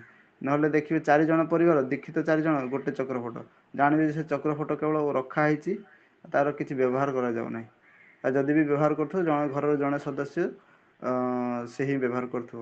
ନହେଲେ ସମସ୍ତେ ଯଦି ଏକା ଟାଇମରେ ଉଠିକି ଇଷ୍ଟଭୂତି କରିବେ, ତାହେଲେ ବ୍ରାହ୍ମ ମୁହୂର୍ତ୍ତରୁ ଉଠିକି ଇଷ୍ଟଭୂତି କରିବେ, ତାହେଲେ ସେ କେମିତି ଗୋଟେ ଚକ୍ର ଫଟୋକୁ 4 ଜଣ ବ୍ୟବହାର କରିପାରିବେ? ତ ଏଇ ଘରଟାକୁ ଭିତରେ ଯାଜନଟା ଠିକ୍ କଲେ ୟାର ପିଲର ଉପରେ ଠିଆ ହେଇକି ଆପଣ ଅନ୍ୟକୁ ଯାଜନ କରିପାରିବେ ସମାଜରେ। କାରଣ ପ୍ରଥମେ ଆଗେ ଆଙ୍ଗୁଳି କରିବେ ନିଜ ଉପରକୁ ସମସ୍ତେ ଲୋକ। ଯଦି ମୋଟା ଠିକ୍ ଥିବ ତାହେଲେ ମୁଁ ଯାଇକି ଇଏ କରିପାରିବି। ଆଜି ସମାଜରେ 150 କୋଟି ଲୋକ ଆଜି ଆମର ଭାରତର, କିନ୍ତୁ ଗୋଟେ ନେତୃତ୍ୱ ନେବାର ଭଳିଆ କ୍ଷମତା ନାହିଁ। ଏଇ ଲିଡରସିପ୍ ବାଛା ଯିବ, ଏଇ ତ ଏବେ ଆପଣଙ୍କର ଯାଇଛି ଇଲେକ୍ସନ୍, ଆପଣ ଜାଣିପାରୁଥିବେ କିଭଳି ଭାବରେ ସବୁ ଚରିତ୍ର ଦେଖା ପଡ଼ିଛି।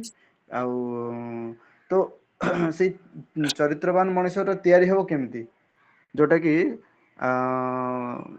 ଇଏ କହିଥିଲେ ଯେ Shri Thakur charity begins at home, ଘର ପାଖରୁ ହିଁ ଠିକ୍ ହେବ। ଆଉ ଯେମିତି APJ ଅବଦୁଲ କଲାମ କହିଥିଲେ, ଯଦି ଯେଉଁ ଫ୍ୟାମିଲିରେ ହାରମୋନି ଥିବ ସେ ଫ୍ୟାମିଲିଟାରୁ ହିଁ ଭଲ ଜିନିଷ ଆସିବ, ଆଉ ସେଠୁ ପିସ୍ ଅଫ୍ ମାଇଣ୍ଡ ଆସିବ। ଆଉ ସେ ଫ୍ୟାମିଲିରେ ହାରମୋନି ଆସିବା ପାଇଁ ଦରକାର ଆମର କ'ଣ, ଯେ ସମସ୍ତେ ସେଇ ଗୋଟେ ଇଷ୍ଟ ଆଦର୍ଶ ପରାୟଣ ହେବେ। ସେଇଟା ଯଦି ହେବ ଦେଲେ ଯାଇକି ହେବ। ନହେଲେ କିନ୍ତୁ ମାନେ ସମାଜକୁ ଯେତେ ବାଟ ଦେଇକି ଆପଣ ନର୍ଚର କରିବେ ସେ ହେଇପାରିବନି। ପରବର୍ତ୍ତୀ ପର୍ଯ୍ୟାୟରେ ଶ୍ରୀ ଠାକୁର କହିଛନ୍ତି ଯେ ଗୋଟେ ଲୋକ କେମିତି ଗ୍ରୋ କରିବେ, ସେ ଗ୍ରୋ କରିବା ପାଇଁ ଆମକୁ ଧ୍ୟାନରେ ବସିବା ପାଇଁ ପଡ଼ିବ। ଶ୍ରୀ ଠାକୁର କହିଛନ୍ତି ଯେ सुयोग सुविधा पाकर स्थानीय लोगों से भी मिलना जुलना रहेगा। श्रद्धा की दूरी बनाए रखकर सत संदीपी बैठे की जितना जमाई जाए उतना ही अच्छा है। ଏଠି ଏଇ ଯେଉଁ ବାକ୍ୟଟା ପଢ଼ିଲା ପରେ ରହିଲା ଯେ ଶ୍ରଦ୍ଧା କି ଦୂରୀ ବନାଏ ରଖକର ସତ୍ ସନ୍ଦୀପୀ ବୈଠକି ଜିतना ଜମାଇ ଯାଏ ଉତନି ହିଁ ଆଚ୍ଛା ହେ। ଶ୍ରଦ୍ଧା କି ଦୂରୀ, ବେଳେବେଳେ କ'ଣ ହୁଏ, ଏଇ ଯେଉଁ ଗୋଟେ ଅଛି ହୀନ ଶ୍ରଦ୍ଧା, ଗୋଟେ ଅଶ୍ରଦ୍ଧା, ବିଭିନ୍ନ ପ୍ରକାର ଶ୍ରଦ୍ଧା ଅଛି। ତ ସେଇ ଶ୍ରଦ୍ଧା କ'ଣ, ଆମେ ବେଳେବେଳେ ହୀନ ଶ୍ରଦ୍ଧାର ଶିକାର ହେଇଯାଉ। ଆମେ ଯାଇଥାଉ ପରିସ୍ଥିତି ସୁଧାରିବା ପାଇଁ, କିନ୍ତୁ ଆମେ ପରିସ୍ଥିତି ଦ୍ୱାରା ବାଇସ୍ଡ ହେଇଯାଉ, ପରିବେଶ ଦ୍ୱାରା ବାଇସ୍ଡ ହେଇଯାଉ। ତ ସେଇ ସମୟରେ କ'ଣ ନା, ଶ୍ରଦ୍ଧା କି ଦୂରୀ ବନାଏ ରଖେ। ଆମକୁ ସବୁ ସମୟରେ ଚେତନ ରହିବା ଦରକାର ଯେ ଆମେ ଶ୍ରୀ ଠାକୁରଙ୍କର ରିପ୍ରେଜେଣ୍ଟେଟିଭ ହିସାବରେ ଆସିଛୁ। ତ ଆମକୁ ସେଇଭଳି ଭାବରେ ଗାଇଡ଼ କରିବାର ଅଛି। ବହୁତ ସମୟରେ ବହୁତ ମାନେ ପ୍ରକାରର ବ୍ୟକ୍ତିତ୍ୱ ସାମ୍ନା କରିବା ପାଇଁ ପଡ଼ିବ, କିନ୍ତୁ ସେ ଜାଗାରେ ସେଠି ଜାଣିବା ଦରକାର ଯେ ମୋର ଶ୍ରୀ ଠାକୁରଙ୍କର କଥା ଗୁଡ଼ା କେତେ ନର୍ଚର ପାଉଛି। କାହିଁକିନା ଶ୍ରୀ ଠାକୁର ହିଁ ଏଇ ଯେଉଁ ସମାଜ ହଉ, ସଂସ୍କାର ହଉ, ଆର୍ଯ୍ୟକୃଷ୍ଟି ସବୁର ପୁନରୁତ୍ଥାନ ପାଇଁ ସେ ହିଁ ଆସିଛନ୍ତି, ସମାଧାନ ଦେଇକି ଆସିଛନ୍ତି। ତ ମୋତେ ପ୍ରଥମତଃ ଶ୍ରୀ ଠାକୁର ଏଠି କେତେଟା ଜିନିଷ କହିଛନ୍ତି ଯେ ବହୁତ ପରିଶ୍ରମ କରିବା ପାଇଁ ପଡ଼ିବ। ଆଉ ସେଥିରେ ଗୋଟେ କ'ଣ ନା, ଅଧ୍ୟବସାୟ ବି ଦରକାର ଅଛି। ସେ ଅଧ୍ୟବସାୟ ବହୁତ ଗୁଡ଼ା ଆମକୁ ପଢ଼ିବା ପାଇଁ ବି ପଡ଼ିବ। ନ ପଢ଼ିଲେ ଆମେ ଜାଣିପାରିବୁନି ଶ୍ରୀ ଠାକୁରଙ୍କର କ'ଣ ଚିନ୍ତା, କ'ଣ ଇଚ୍ଛା ଥିଲା, ଆଉ କିଭଳି ଭାବରେ ସେଇଟାକୁ ପରିପୂରଣ କରିବା ପାଇଁ ଶ୍ରୀ ଠାକୁର କହିଛନ୍ତି। ସେ ଟ୍ରିକ୍ସ ଆଣ୍ଡ ଟେକ୍ନିକ୍ସ ଆଉ ଗୋଲ୍, ତିନିଟା ଜିନିଷଟାକୁ ବି ଶ୍ରୀ ଠାକୁର ଏଇ ତାଙ୍କର ଯେଉଁ ଜୀବନ କାଳ ଭିତରେ ମଣିଷ ସମାଜ ପାଇଁ ଦେଇଯାଇଛନ୍ତି। ତ ସେଇ ଟ୍ରିକ୍ସ, ଟେକ୍ନିକ୍ ଆଉ ଗୋଲ୍, ଏଇ ତିନିଟା ଜିନିଷ ଆମ ମୁଣ୍ଡରେ ସବୁବେଳେ ଥିବା ଦରକାର। ତେବେ ଯାଇକି ଆମେ ସେଇ ଶ୍ରଦ୍ଧାର ଦୂରୀ ବନେଇ ରଖିପାରିବା। ନହେଲେ କ'ଣ ହୁଏ, ଇନଫ୍ଲୁଏନ୍ସ ହେଇକି ଆମେ ହିଁ ବାଇସ୍ଡ ହେଇକି ସେଠି ଆଉ କିଛି କାମ ବି କରିପାରିବାନି। ଆଉ ଶିକ୍ଷା କରୁଛନ୍ତି ସତ୍ ସନ୍ଦୀପୀ ବୈଠକି ଜିतना ଜମାଏ ଯାଏ ଉतना ହିଁ ଆଚ୍ଛା ହେ। ସତ୍ ସନ୍ଦୀପୀ ମାନେ, ସତ୍ ସନ୍ଦୀପୀର ଅର୍ଥ ଏଠି ସବୁବେଳେ ଶ୍ରୀ ଠାକୁର କହୁଛନ୍ତି ସତ୍ତା, ସଚ୍ଚିଦାନନ୍ଦମୟ। ଆଉ ଏଇ ଯେଉଁ ସତ୍ ସନ୍ଦୀପୀ ମାନେ ସମସ୍ତଙ୍କର ସତ୍ତାଟା ଯେମିତି ପରିପୃଷ୍ଟ ହେବ। ଆଉ ଗୋଟେ ହେଉଛି ଠାକୁର ଏଠି କହୁଛନ୍ତି ଯେ ବୈଶିଷ୍ଟ୍ୟ ଅନୁସାରେ ଗ୍ରୋ କରିବ। ମଣିଷର ଉନ୍ନତିଟା ତାର ବୈଶିଷ୍ଟ୍ୟ ଅନୁସାରେ ହେବା ଦରକାର। जिसके साथ मिलेंगे वो हर व्यक्ति जिससे अपने अपने वैशिष्ट्य अनुसार ग्रो करे। ଏଇଟା ହେଉଛି ବହୁତ ବଡ଼ ଜିନିଷ ଯେ ତାର ବୈଶିଷ୍ଟ୍ୟ ଅନୁସାରେ ସେ କେମିତି ଗ୍ରୋ କରିବ। ଆଉ ସେଇ ବୈଶିଷ୍ଟ୍ୟଟା ତା ସହିତ କଥା ହେଲା ମାନେ ଆପଣ ବୁଝିପାରିବେ ତାର ବୈଶିଷ୍ଟ୍ୟଟା କେମିତି। ଆଉ ଏଇ ସ୍କିଲ୍ଟା ଆପଣଙ୍କ ପାଖରେ ଆସିବ ଯଦି ଶ୍ରୀ ଠାକୁର କିଭଳି ଭାବରେ ନର୍ଚର ଦେଉଥିଲେ ସେଇଟା ଆପଣ ଜାଣିପାରୁଥିବେ। କାହାର ମାନେ ଚାକିରି କରିଛି, କିନ୍ତୁ ସେ ଚାକିରିରେ ଭଲ ସକ୍ସେସ୍ ପାଇପାରୁନି, କିନ୍ତୁ ତାକୁ ଆପଣ 2 ବର୍ଷ, ବର୍ଷେ ଦେଖିଲେଣି ଷ୍ଟଡି कलेଣି तार ऑब्जर्वेशन टा जदि अपन ठीक थे शिशु ठाकुर पुणी कहते ये अच्छी तरह समझ बूझ कर उसका रास्ता निकालना होगा उसके मूल कारण है किसी की उन्नति क्यों नहीं हो रहा है केवल वाले चिंता करने पड़ो कौन व्यक्ति क्यों सफ़र कर रहा है उसका मूल कारण क्या है माने से कौन पाई सेठी से कष्ट भोगुची ता जीवन रे तार मूल कारण कौन आउ तार उन्नति कौन पाई हो नहीं कौन कले तार उन्नति हब बा तार से उन्नति पथरे बाधा कौन एटा सब एनालिसिस करने पड़ो गोटे गोटे लोक विषय एनालिसिस करिकी कहीं से आपन परिवेश भितर आपन सहित संस्पर्श आसु समाधान बुझिकी निकाल पड़ो तापर श्री ठाकुर बोलते उनके लिए ध्यान करना चाहिए माने तांको पाई ध्यान रे बसिया पड़ो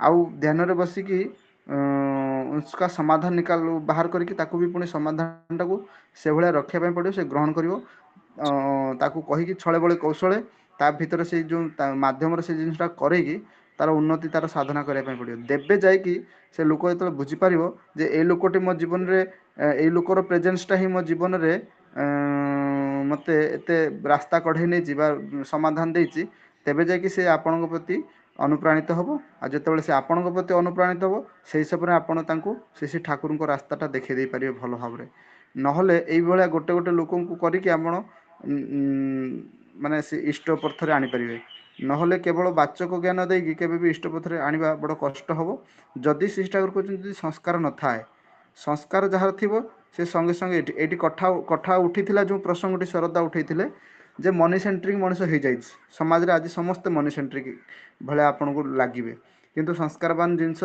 बाछिबारे माने आमर से योग्यता ना बोले आम जापारू जे कहार भी बहुत संस्कार अच्छी माने जो हेरिडिटरी एरिस्टोक्रेसी को लेकिन वंशानुक्रमिक आभिजात्य को लेकिन मनीष आज भी बंची चलती बहुत समाज अच्छी से समाज रे आपण आज भी किसी गोटे कहवा पूर्व कुछ गोटे ये पर से चार्टा आवाज आसीज जे यहाँ भूल बोली तो से जो जिनसटा को श्री ठाकुर कहते आमको बुझापी पड़ो आउ तार प्रैक्टिकल इम्प्लीमेंटेशनटा कौन ये छोट छोट जिनस मन जोड़ा आसूँ जोटा कि समाज जोटा करा चले माने काली सुशोभन भाई फोन करते गोटे कहते कहले आपण गोटे सामाजिक समाज रे रोचंती तो गोटे समाजर कौन दायित्व बहन करके आपण किसी गोटे करें जदि से न कर लोक कहीं आपण प्रति बायस्ट हम जदि काली से गोटे किसी असुविधा है मु एज ए सत्संगी मोर फास्ट एंड फॉरमोस्ट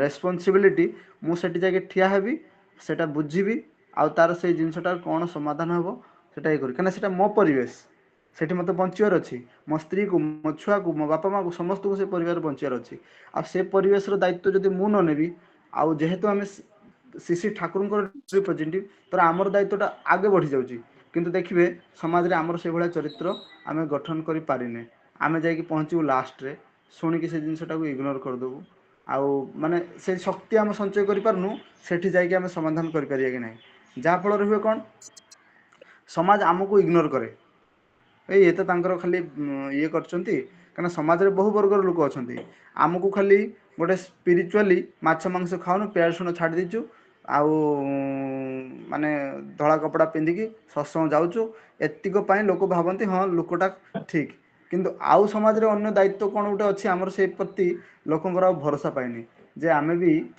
गोटे सामाजिक जीवन भितर गोटे सुंदर समाधानी मनीष हो उठिबा जोटा श्री ठाकुर थे समय श्री ठाकुर समय देखिए कि अदीक्षित कि दीक्षित समस्ते श्री ठाकुर पाख आसुले से केतले से मुसलमान भाई आसिले केतले कौ दल आसिले केतले कौ दल आसिले श्री ठाकुर पाखक एमती कौन ना कि जो मैंने आसते समस्ते दीक्षा नहीं किंतु श्री ठाकुर चरित्र बा व्यक्तित्व एभलिया परिचय थिला जे जी आसुला श्री ठाकुर पाखु सी गोटे किसी ना किसी समाधान पाई जाऊला सी किसी ना किसी गोटे माने तार जीवन सूत्रटा नहीं जाऊला केमती से जाकि तार रेस्ट ऑफ लाइफ टाकू से गाइड करके चल पार आबे भी श्री ठाकुर केवल दीक्षित एवं भी श्री आचार्य पाखे से ही लीला चलती जो मैंने जाऊँच कि दीक्षित कि अदीक्षित पूजनीय अबिंदा तो माने से तो माने टोल फ्री करके सेटाको ये कले कि जार भी केबे भी किसी असुविधा हम सांगे सांगे टिकट काटिक जसीडी पलि आसो मैंने यहाँ समस्त आह्वान कर केवल सत्संगी मान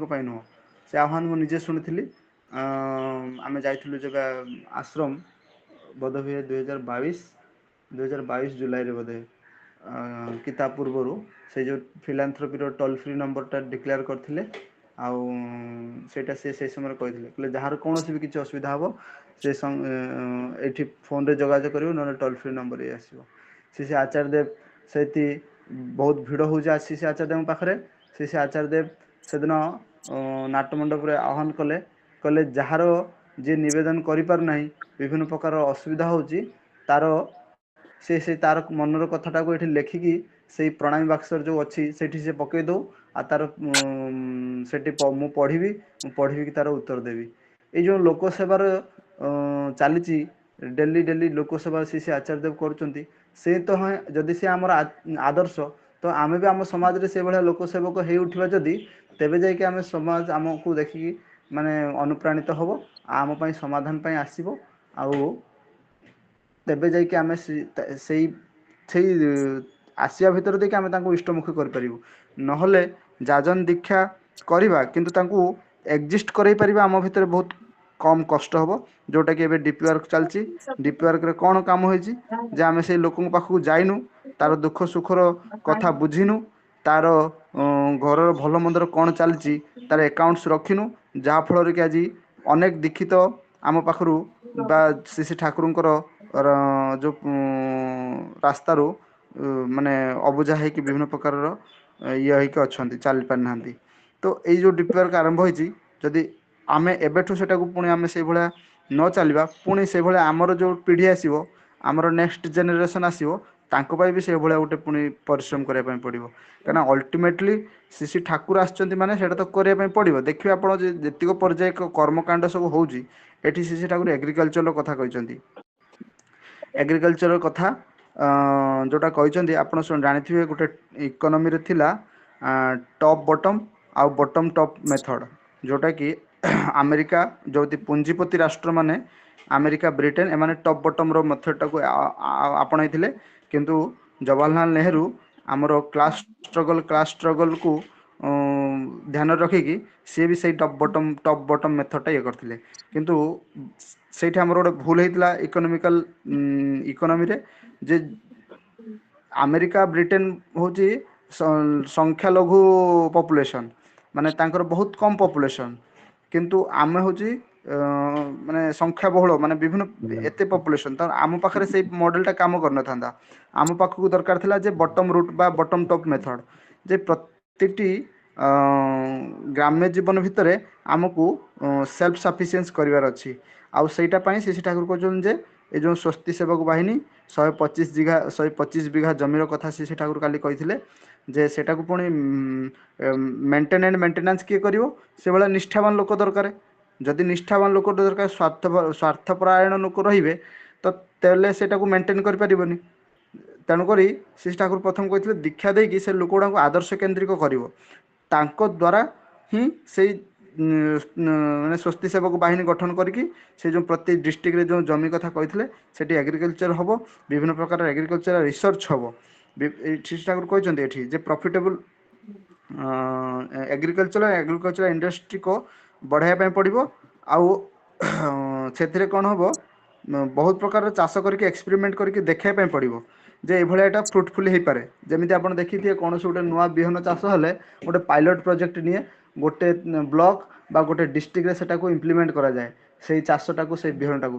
ଯଦି ସେଠି ରେଜଲ୍ଟ ଭଲ ଆସିଲା, ପୁଣି ପାନ୍ ଇଣ୍ଡିଆରେ ସେଟାକୁ ଇମ୍ପ୍ଲିମେଣ୍ଟ କରାଯାଏ।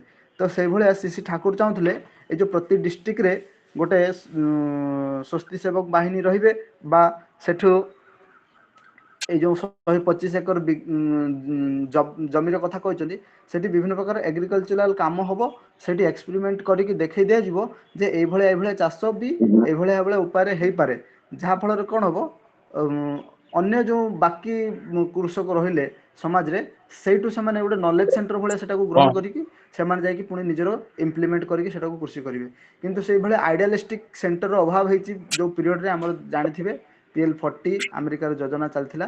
ଗହମ ବି ଆମେ ସେତେବେଳେ ଚାଷ କରିପାରୁନଥିଲୁ। ଆମର ଚାଷ ଏତେ ନିମ୍ନ ହେଇଯାଇଥିଲା ଯେ ଆମେ BPL ଚାଉଳ ଖାଇଥିଲୁ।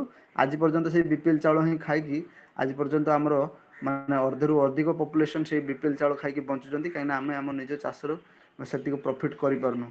ଆଉ ସେଇ ଗହମ ଆସୁଥିଲା ଆମେରିକାରୁ, ତାର ଯଦି ମାନେ ସବୁଠୁ ଖରାପ ଗହମଟା ଆମକୁ ସେ ଦେଉଥିଲା, ତାର ଗୋଟେ ସ୍କିମ୍ ଥିଲା PL40। ତ ଏଇ ଯେଉଁ ସେଲ୍ଫ ସଫିସିଏନ୍ସ ଯେଉଁଟା ସେଗୁଡ଼ା କହୁଛନ୍ତି, ଯଦି एग्रीकल्चर इंडस्ट्रीटा ଯଦି ବୁଷ୍ଟ कला ग्रो कला देले मनुष्य के लिए अन्न वस्त्र की समस्या का समाधान उतना सहज हो जाएगा। तो लोकालिटी में दीक्षा का संपन्न तो ସେଇଟା ପାଇଁ ଅନ୍ନ ବସ୍ତ୍ରର ସମସ୍ୟାଟା ଯେତେବେଳେ ଚାଲିଗଲା, ମଣିଷ ତାପରେ ଚିନ୍ତା କରିପାରିବ। ଦେଲେ ସେ ଚିନ୍ତା କରିପାରିଲେ, କାହିଁକି ଏ ଯେଉଁ ପରିସ୍ଥିତିରେ ଆସିଛି, ଗୁଡ଼ାଏ ସମୟ ନେଲେଣି, ଅଳ୍ପ ସମୟ ନେଇକି କହିବି ଯେ ଇଣ୍ଡିଆକୁ ସୋନେ କି ଚିଡ଼ିଆ କୁହାଯାଉଥିଲା। ସିଏ ଗୋଟେ ପ୍ରସ୍ପେରିଟି ଗୋଟେ ଗେନ୍ କରିଥିଲା। ଆଉ ସେ ପ୍ରସ୍ପେରିଟି ଗେନ୍ କରିବା ବା ଆମର ଯେଉଁ କଲଚରାଲ ଡାଇଭର୍ସିଟି ଅଛି, ଆମର ଯେଉଁ ବିଭିନ୍ନ ପ୍ରକାରର କଳା ସଂସ୍କୃତି କ୍ରୀଡ଼ା ସବୁ ଡେଭଲପ୍ ହେଇଛି, ଏଇଟା କେବଳ ଆମର ଶାସନତନ୍ତ୍ର, ଆମର ଫୁଡ୍ ସିକ୍ୟୁରିଟି ଥିଲା, ଖାଦ୍ୟ ସୁରକ୍ଷା ଆମ ପାଖରେ ଥିଲା, ଯାହାଫଳରେ କି ଆମେ ଷ୍ଟେବୁଲ୍ ହେଉଥିଲୁ, ଯାହାଫଳରେ କି ଅନ୍ୟ କାରିକୁଲାର ଆକ୍ଟିଭିଟିଜ୍ରେ ସମୟ ଦେଉଥିଲୁ। ଆଉ ଯେ ସମାଜ ଯେତେ ସମୟ ଦେଇଛି କାରିକୁଲାର ଆକ୍ଟିଭିଟିଜ୍ରେ, ତାର ସେତେ ସେ ଡାଇଭର୍ସିଟି ଏତେ ତିଆରି କରିପାରିଛି। ତାର ବିଭିନ୍ନ ପ୍ରକାରର ଆସ୍ପେକ୍ଟ ଗୁଡ଼ାକୁ ଦେଇକି ଆମର ଦେଖିବେ ବିଭିନ୍ନ ପ୍ରକାର ନୃତ୍ୟ, କେତେ ସମାଜ ବିଭିନ୍ନ ପ୍ରକାର ନୃତ୍ୟ, ବିଭିନ୍ନ ପ୍ରକାର କଳା, ବୋଧେ ଏଇଭଳିଆ ଦେଖିବେ ସେ ଯେଉଁ ବିଶ୍ୱ ଇତିହାସରେ କେଉଁ ସଂସ୍କୃତି ନାହିଁ ଯେ ଏତେ ଡାଇଭର୍ସିଟି ଅଛି ତା ସଂସ୍କୃତି ଭିତରେ।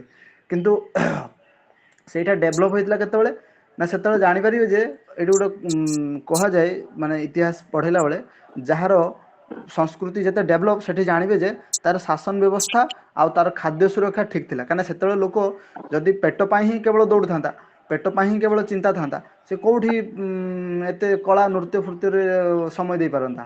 କାହିଁକିନା ସେତେବେଳେ ତାର ଫୁଡ୍ ସିକ୍ୟୁରିଟି ଥିଲା, ଖାଦ୍ୟ ସମସ୍ୟା ନଥିଲା। ଆଉ ମେକେଲେ ଯେତେବେଳେ ଆସିଲେ ହେଉଛି ଭାରତକୁ, ସେତେବେଳେ ଦେଖିଲେ ଯେ କହିଲେ ଇଣ୍ଡିଆର ପ୍ରସ୍ପେରିଟିର ମୂଳ କାରଣ ହେଉଛି ତାର ଭିଲେଜ୍ ଲାଇଫ୍। କାହିଁକିନା ସେମାନେ ଢିଙ୍କିରେ ଚାଉଳ କୁଟୁଛନ୍ତି, ପନିପରିବା ଘରେ କରୁଛନ୍ତି, ଲୁଗା ବୁଣିକି ପିନ୍ଧୁଛନ୍ତି। ତ ୟାଙ୍କର ତ ବାହାରେ କିଛି କିଣିବାର ହିଁ ନାହିଁ, ଯାହାଫଳରେ କି ତାଙ୍କର ସେତେ ପ୍ରସ୍ପେରିଟିଟା ଅଛି। ତ ସେଇ ପ୍ରସ୍ପେରିଟିଟା ଯୋଗୁଁ ସେ ଆଜି ଏତେ ସମୃଦ୍ଧ ହୋଇପାରୁଛନ୍ତି, ଯେଉଁଟାକି ଆମର ସେ ସମୟରେ 1755 ସମୟରେ ଆମର GDP ଥିଲା, ୱାର୍ଲଡ GDPର 44% ଥିଲା ୱାର୍ଲଡ GDPର। ତ ଆଜି ସେଟା ମାନେ କେଉଁଠି ପହଞ୍ଚିଛନ୍ତି ଆପଣ ସମସ୍ତେ ଜାଣିଥିବେ। ତ ଏଇଭଳିଆ ପ୍ରସ୍ପେରିଟି ଦେଶ ଆଜି କାଙ୍ଗାଳ ହେଇଯାଇଛି। 1947 ବେଳକୁ ଆମ ପାଖରେ ବହୁ ପ୍ରକାରର ଫିନାଇନ୍ ଆସିଛି, ଆମର ଖାଦ୍ୟ ସଙ୍କଟ ଦେଖାଯାଇଛି, ଖାଇବା ପାଇଁ ଆମ ପାଖରେ ନିଜେ ଚାଷ କରିକି ଇଏ ନାହିଁ, ଆମ କୃଷକ ଏତେ ଦୁର୍ବଳ ହେଇଯାଇଛି। ତ ସେଇ ଜିନିଷଟାକୁ ପୁଣି ପୁନରୁତ୍ଥାନର ସମୟ ଆସିଛି। ତ ଏଇ ଶ୍ରୀ ଠାକୁର ସେଇ ସମୟରେ ଆବିର୍ଭାବ ହେଇଛନ୍ତି। ଏଇ ଭାରତର ହାହାକାର ଚାଲିଛି ସବୁ ମଣିଷମାନଙ୍କର, ଆଉ ସେଇ ଭାରତୀୟ ସମାଜଟାକୁ ବଞ୍ଚାଇବା ପାଇଁ ବା ବିଶ୍ୱକୁ ଗୋଟେ ଯେଉଁ ନ୍ୟୁ ଏରା ଚାଲିଛି, ବିଶ୍ୱଯୁଦ୍ଧ ହେଇଛି, ବିଭିନ୍ନ ପ୍ରକାରର ଲୋକଙ୍କ ଭିତରେ କଳହ ବଢ଼ିଛି, ସେହି ସମୟରେ ଶ୍ରୀ ଠାକୁରଙ୍କର ଆବିର୍ଭାବ ହେଇଛି। ଆମେ ସେ ଜାଣିପାରୁନୁ, ଶାସ୍ତ୍ରକୁ ବା ସମାଜକୁ ସେଇଭଳି ଲେଖା ହେଇନାହିଁ। ଯଦି ଓଭରଅଲି ଚିନ୍ତା କରିବେ ନା, ସେତେବେଳେ ବିଶ୍ୱର ସାଧାରଣ ଲୋକଙ୍କର ହାହାକାର ଚାଲିଥିଲା। କାହିଁକିନା ଏପଟେ ୱାର୍ଲଡ ୱାର୍ ହେଉଛି, ଏଠି ଶୋଷଣ, ସେଠି ଶୋଷଣ, ଖାଦ୍ୟର ସମସ୍ୟା, ବିଭିନ୍ନ ପ୍ରକାରର ଇଏ ଜିନିଷ, ମଣିଷର ହାହାକାର ଚାଲିଛି। ଆଉ ସେଇ ସମୟରେ ଶ୍ରୀ ଠାକୁରଙ୍କର ଆବିର୍ଭାବ ହେଇଛି। ତ ଏଇ ଜିନିଷ ଗୁଡ଼ାକୁ ଯେଉଁଟା ଶ୍ରୀ ଠାକୁର କହିଛନ୍ତି, ସେଟାକୁ ଆମେ ସମସ୍ତେ ଠିକ୍ ଭାବରେ ନିଜ ଜୀବନଟାକୁ ତିଆରି କରିବା, ତାପରେ ସାମାଜିକ ଦାୟିତ୍ୱ ନେଇକି ଶ୍ରୀ ଠାକୁରଙ୍କୁ ଅନୁପ୍ରାଣିତ କରିବା ସମାଜକୁ। ଏଇଟା ହିଁ ଆମର ଆକ୍ଚୁଆଲି ଗୋଲ୍, ଆଉ ହୋଲ୍ ଲାଇଫ୍ର ଏଇଟା ହିଁ ଗୋଲ୍ ହେବା ଦରକାର। ଆଲୋଚନା ଏଠି ରଖିବି। ଜୟଗୁରୁ।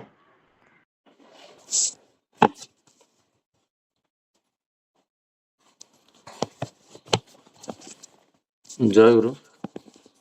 ବହୁତ ସୁନ୍ଦର ଭାବରେ ବିକାଶ ଭାଇ ବହୁତ ଗୁଡ଼ା ପଏଣ୍ଟକୁ ଆମ ପାଖରେ ରଖିଲେ।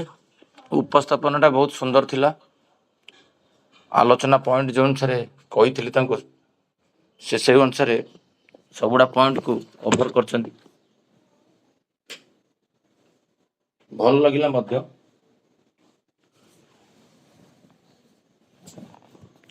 ଆୱାଜଟା ଆସୁଛି ନା ବିକାଶ ଭାଇ? ଆଜ୍ଞା ଆସୁଛି। ଆଜ୍ଞା।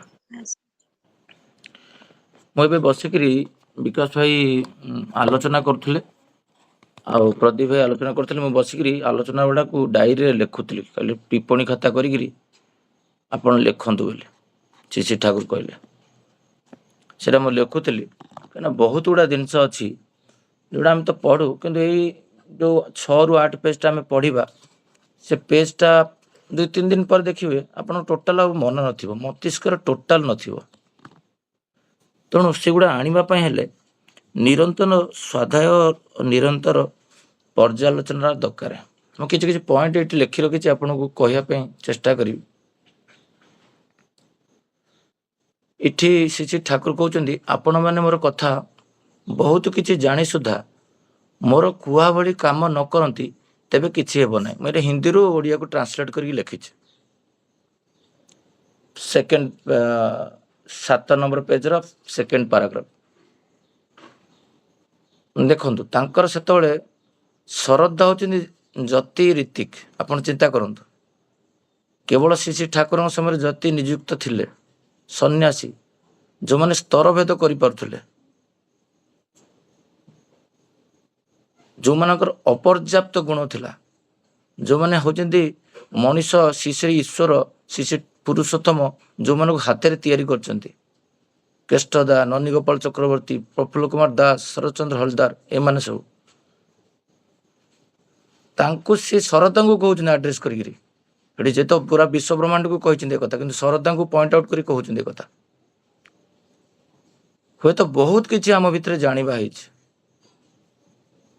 ବିଜ୍ଞାନ ଆଜି କେଉଁଠି ଆସି ପହଞ୍ଚିଲାଣି, କିନ୍ତୁ ଜାଣିବା ସହିତ ଶ୍ରୀ ଶ୍ରୀ ଠାକୁର କହୁଛନ୍ତି ବହୁତ କିଛି ଜାଣି ଯଦି ଆପଣମାନେ କାମ ନ କରନ୍ତି ତାହେଲେ କିଛି ହେବ ନାହିଁ। ମୁଁ ଟିକେ ଟିକେ କହି ଆଗକୁ ବଢ଼ୁଛି, କାହିଁକିନା ବହୁତ ଗୁଡ଼ା ପଏଣ୍ଟ ଅଛି।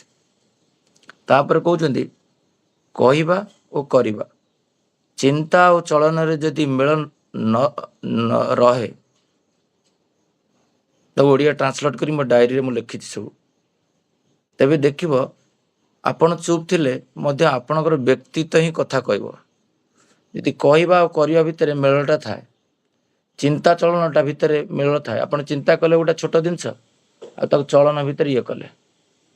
କାଲି ମୋ ପୁଅ ମୋତେ ପଚାରୁଥିଲା ରାତିରେ, ଭାତରେ ଯେତେବେଳେ ରାଶି ବଟା ଦେଲେ ତାଙ୍କ ମା, ଦିନେ କଳା ବଟା ଦିନେ ଧଳା ବଟା, ଏଥର କ'ଣ କଳା ବଟା ଆଜି ଅଛି, କ'ଣ କାଲି ଧଳା ବଟା ହେଲାଣି। ଚିନ୍ତା ଭିତରେ ଯଦି ଆସିଲା, ଜଣକୁ ପଚାରିଲି ଭଲ କେଉଁଟା, ସେ କହିଲେ କଳା ବଟାଟା ଖାଉନାହାନ୍ତି, କଳା ବଟା କିଣିକି ଆଣିଲି, ଯାଇକି ନେଇକି ଆସିଲି। ମୁଁ ଚିନ୍ତାଟା କଲି କେଉଁଠି ଜିନିଷଟା ଭଲ କଲେ ହେବ, କିନ୍ତୁ ମୁଁ ଦୋକାନକୁ ଯେତେବେଳେ ସେ ମର୍ଣ୍ଣିଂ ୱାକ୍ରେ ଯାଉଛି, ମୋତେ ସେ ମୋର ଯେଉଁ ମନସ୍ଥିତିରେ ମୋତେ ଖିଞ୍ଚିକି ନେଉନି ସେଠିକି, ଦୋକାନକୁ ଯାଇ କିଣିବା ପାଇଁ କୌଣସି ପ୍ରକାର ଆଗ୍ରହ ସୃଷ୍ଟି କରୁନି। ମୋର ଚିନ୍ତା ଭିତରେ ତ ଅଛି, କିନ୍ତୁ ଚଳନ ଭିତରକୁ ଆସୁନି। ମୁଁ ସେଠି କିଣିପାରୁନି, କିଣିବି, ତାକୁ ଆଣିବ, ସେ ବାଟିବ, ପ୍ରୋସେସ୍ କରିବ, ତାପରେ ଖାଇବି, କିନ୍ତୁ ସେ ଚିନ୍ତା ଭିତରେ ଅଛି, କିନ୍ତୁ ଚଳନ ଭିତରେ ନାହିଁ। ସେଟା କହୁଛନ୍ତି ଠାକୁର କହୁଛନ୍ତି ମେଳ କରିବା ପାଇଁ। ଯଦି ମେଳ ଥାଏ ତାହେଲେ ବ୍ୟକ୍ତିତ୍ୱ ଆପଣ କହିବ। ସେ ହେଉଛନ୍ତି ସବୁଠାରୁ ବିରଳ ଉଦାହରଣ ହେଉଛନ୍ତି ଶ୍ରୀ ଶ୍ରୀ ବଡ଼ଦା, ବର୍ତ୍ତମାନ ଆଚାର୍ଯ୍ୟ ଦେବ, ଦାଦା, ଠାକୁର ଫ୍ୟାମିଲିଙ୍କର ତାଙ୍କର ବ୍ୟକ୍ତିତ୍ୱଟା ଦେଖିବେ। ଥରେ ପୂଜ୍ୟପାଦ ଆଚାର୍ଯ୍ୟ ଦେବ ଯିଏ ବର୍ତ୍ତମାନ ଅଛନ୍ତି, ସେତେବେଳେ ଦାଦା ଥାନ୍ତି ଭୁବନେଶ୍ୱର ମନ୍ଦିରରେ, ନାଟ ମଣ୍ଡପରେ ବସିଛନ୍ତି। ତାଙ୍କ ଚିନ୍ତାଟାକୁ ତମେ ଚଳନରେ ପରିବର୍ତ୍ତନ କରିବ, ଆଉ ତମ ଚିନ୍ତାଟାକୁ ତମ ଚଳନରେ ପରିବର୍ତ୍ତନ କରିବ, ଦୁଇଟା ହେଉଛି ଅଲଗା ଜିନିଷ। ମୋତେ ସେଦିନ ଆମେ ଥିଲୁ, ଆମମାନଙ୍କୁ ବୁଝାଉଥାନ୍ତି ଆଚାର୍ଯ୍ୟ ଦେବ, ଆମେ ସବୁ ୟଙ୍ଗ ପିଲା ଥାଉ, ମନ୍ଦିର ଧୋଇକି ଆସୁ, ଆମକୁ କିଛି କିଛି ଆଡ୍ରେସ୍ କରନ୍ତି। 2004 ମସିହାର କଥା କହୁଛି, ଯେ ତମ ଚଳନର ଚିନ୍ତା ଚଳନକୁ ଆଣିବା ଆଉ ତାଙ୍କ ଚିନ୍ତାକୁ ଚଳନକୁ ଆଣିବା ଭିତରେ ବହୁତ ଫରକ। କହିଲେ ଗୋଟେ ଜଣକୁ କହିଲେ ସେ ଇଏ କର ତ ଫ୍ୟାନ୍ଟା ବନ୍ଦ, ମାନେ ଚେଞ୍ଜ କର ତ ସ୍ପିଡ଼ଟା, ସେ ଗଲେ ରେଗୁଲେଟର ମୋଡ଼ିଦେଲେ। ଆଉ ଜଣକୁ କହିଲେ ତମେ ସେଠି ଗୋଟେ ମୋବାଇଲ ଚାର୍ଜରଟା ଲଗେଇଦେଲ ତ, ସେ ପିଲାଟି ଗଲା ଚାର୍ଜର ଲଗେଇଦେଲା, ଆଉ ଜଣେ ଗଲା ରିମୋଟଟା ଚେଞ୍ଜ କରିଦେଲା। କିନ୍ତୁ ଆଚାର୍ଯ୍ୟ ଦେବ ତାକୁ ପୁରା ନିରୀକ୍ଷଣ କରି ଦେଖୁଥାନ୍ତି କେମିତି ସେ ପିଲାଟି କରୁଛି। ତ ତାଙ୍କର ଚିନ୍ତାଟା ହେଉଛି କୌଣସି ବ୍ୟାହତ ଚଳନ୍ତି ବସ୍ତୁକୁ ଇଲେକ୍ଟ୍ରିସିଟି ଫ୍ଲୋ ଅଛି, ଯଦି ଆପଣ ତା ଭିତରେ ଚାର୍ଜରଟା ପୁରେଇବେ ତାହେଲେ ସେଇଟା ସ୍ପାର୍କଲିଂ ହେବ, ପୋଡ଼ିଯିବ, ତା ଜୀବନଟା ନଷ୍ଟ ହେଲା। ସେ ବୋର୍ଡ଼ଟା ଲଙ୍ଗେଭିଟି କଳା ପଡ଼ିଯାଇଥିବ, ଦେଖିଥିବେ ଜଣେ ଜଣ ଘରକୁ ଯାଇଥିବେ ତାଙ୍କ ଘରେ କଳା ପଡ଼ିଯାଇଥିବ ବୋର୍ଡ଼, କାରଣ ହେଉଛି ସେମାନେ ସୁଇଚ୍ ଅଫ୍ କରିକିରି ଚାର୍ଜର ଲଗାନ୍ତିନି। ତେଣୁ ଚିନ୍ତାଟା ତାଙ୍କର ହେଉଛି ଯେ ବନ୍ଦ ହଉ ଆଉ ସେଥିରେ ଲଗାଯାଉ, ଆଉ ସେଇ ଚିନ୍ତାଟାକୁ ଆପଣ ଜାଣିପାରିଲେ ଆଉ ସେଇ ଅନୁସାରେ କଲେ ସେଇଟା ହେଲା ଇଷ୍ଟ ଚିନ୍ତା। କିନ୍ତୁ ଆପଣ ସେଇଟା ଚିନ୍ତା କଲେନି ଯେ ତାର ବ୍ୟାଘାତ ହେବ। ଦୁନିଆ ପ୍ରକାର ଜିନିଷ ଅଛି, ଉଦାହରଣ ମୁଁ ଛୋଟ ଛୋଟ ଉଦାହରଣ ଦେଇ କହୁଛି। ତାପରେ ଶ୍ରୀ ଠାକୁର କହୁଛନ୍ତି ଯାହାର ଇନଷ୍ଟିକ୍ଟ ସଂସ୍କାର ଅଛି, ଯଦି ଭଲ ସଂସ୍କାର ଅଛି, ଯଦି କିଛି ଭୁଲ ତ୍ରୁଟି ଅଛି, ଆପଣମାନେ ଯଦି ତାଙ୍କ ପଛରେ ଦିନ ରାତି ଲାଗି ରୁହନ୍ତି, ଗୋଟେ ଦିନ ଦେଖିବ ନିଶ୍ଚୟ ସେମାନେ ଉପଯୁକ୍ତ ବନିପାରିବେ। ଏଇଟା ମୁଁ ଏଥିରୁ ଅନୁବାଦ କରିକି କହୁଛି। ତେଣୁ ବହୁତ ଲୋକଙ୍କର ଦେଖିବେ ବହୁତ ବଢ଼ିଆ ବଢ଼ିଆ ସଂସ୍କାର ଅଛି, କିନ୍ତୁ ସେମାନଙ୍କର ଭୁଲ ତ୍ରୁଟି ପାଇଁ ଆମେ କ'ଣ କରୁ, ଯେତେବେଳେ ଆମର ଦୋଷ ଦୃଷ୍ଟି ଦେଖିବାଟା ଅଭ୍ୟାସ ଯେହେତୁ ଅଧିକା ହୁଏ, ଆମେ ସେ ଭଲ ସଂସ୍କାର ଗୁଡ଼ା ଦେଖିପାରୁନା। ତେଣୁ ଆମେ ଆଉ ତାକୁ ନର୍ଚର ଦେଇପାରୁନା ସେ ଭଲ ସଂସ୍କାରକୁ ଖୋଜିକିରି, ଆଉ ସିଏ ଉପଯୁକ୍ତ ବି ହେଇପାରେନି। ତାର ସେ ପୋଷଣ ନ ପାଇଲେ ତା ଇନଷ୍ଟିକ୍ଟଟା ଗ୍ରୋ କରିପାରେନି। ତ ଶ୍ରୀ ଠାକୁର କହୁଛନ୍ତି ଆପଣ ଭଲ ଭାବରେ ତା ସହିତ ମିଶନ୍ତୁ, ଆଉ ତା ଭିତରେ ଦିନ ରାତି ଲାଗିଯାଆନ୍ତୁ, ତାହେଲେ ସେ ଦେଖିବେ ଦିନେ ନା ଦିନେ ଉପଯୁକ୍ତ ହୋଇ ଉଠିବ। ପରମ ମୁହୂର୍ତ୍ତରେ ଶ୍ରୀ ଠାକୁର କହୁଛନ୍ତି ଶରଦଙ୍କୁ, ଆପଣମାନେ ବାହାରେ ତ ଯାଜନ କରନ୍ତି, କିନ୍ତୁ ଆପଣମାନେ ଆଶ୍ରମରେ ଓ ପରିବାରରେ ଯାଜନ କରନ୍ତି ନାହିଁ। ଆପଣ ଏଇ ଯେଉଁ ବିଦ୍ୟାଳୟ ଅଛି, ତପ ବିଦ୍ୟାଳୟ, ସେଠିକି ଯାଇ ଶିକ୍ଷକ ଛାତ୍ର ଭିତରେ ସଙ୍ଗତିଟା କେମିତି ହେବ, କେମିତି ସେମାନେ ଉପଯୁକ୍ତ ଛାତ୍ର ହେବେ, ସେମାନଙ୍କୁ ସେଇ ବିଷୟରେ ଯାଜନ କରନ୍ତିନି। ପରିବାରରେ ସ୍ତ୍ରୀ, ପିଲା, ପୁତୁରା, ବାପ, ମା ସମସ୍ତ ସହିତ ଆଲୋଚନା କରନ୍ତିନି, ଯାହାଫଳରେ ଗୋଟେ ପରିବାରଟା ସୃଷ୍ଟି ହେଇପାରେନି, ଗୋଟେ ଆଶ୍ରମଟା ସୃଷ୍ଟି ହେଇପାରେନି। ତେଣୁ ଏଇଭଳି ଭାବରେ ପାରିବାରିକ ଯାଜନ ଗୁଡ଼ା ନିଶ୍ଚିତ ପକ୍ଷେ ଆବଶ୍ୟକ। କାଲି ଆମର ଗୋଟେ ରେଜଲ୍ଟ ଡେ ଥିଲା।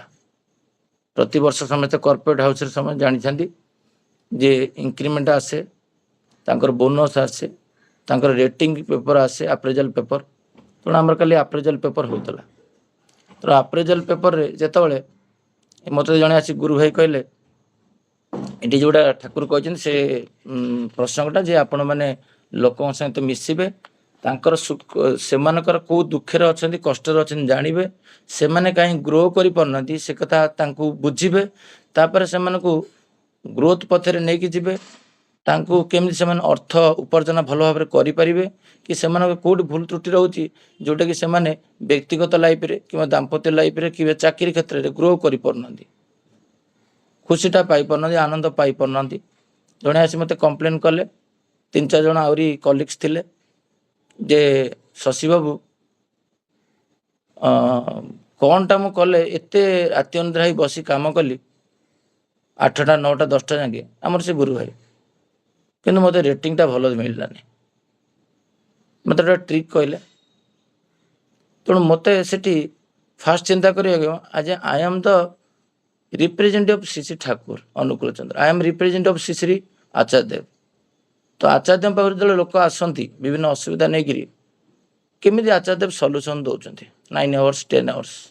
ଯେତେବେଳେ ଦେଓଘର ଯାଇ ବସିକିରି ଦେଖିଛି କେମିତି ଚଲୁଛନ୍ତି। ତେଣୁ ମୁଁ ସେଇଭଳି ଭାବରେ ଠାକୁରଙ୍କୁ ଆଗରେ ରଖି କଥା କହିବି, ସବୁବେଳେ ଠାକୁରଙ୍କ ଆଇଡ଼ିଓଲୋଜି ନେଇ କଥା କହିବି, ଯେମିତି ତାର ବୋଧଟା କ୍ଷୁଣ୍ଣ ନ ହେବ, ସିଏ ମୋ କଥାରେ ପ୍ରେରଣା ପାଇବ, ସିଏ କର୍ମ ଜୀବନରେ ଆହୁରି ଆନନ୍ଦ ପାଇବ, ସିଏ ଆଗକୁ ବଢ଼ିପାରିବ। ସିଏ ମୋତେ ପଚାରୁଛି ମୁଁ ରେଟିଂ କେମିତି ଭଲ ରେଟିଂ ପାଇବି।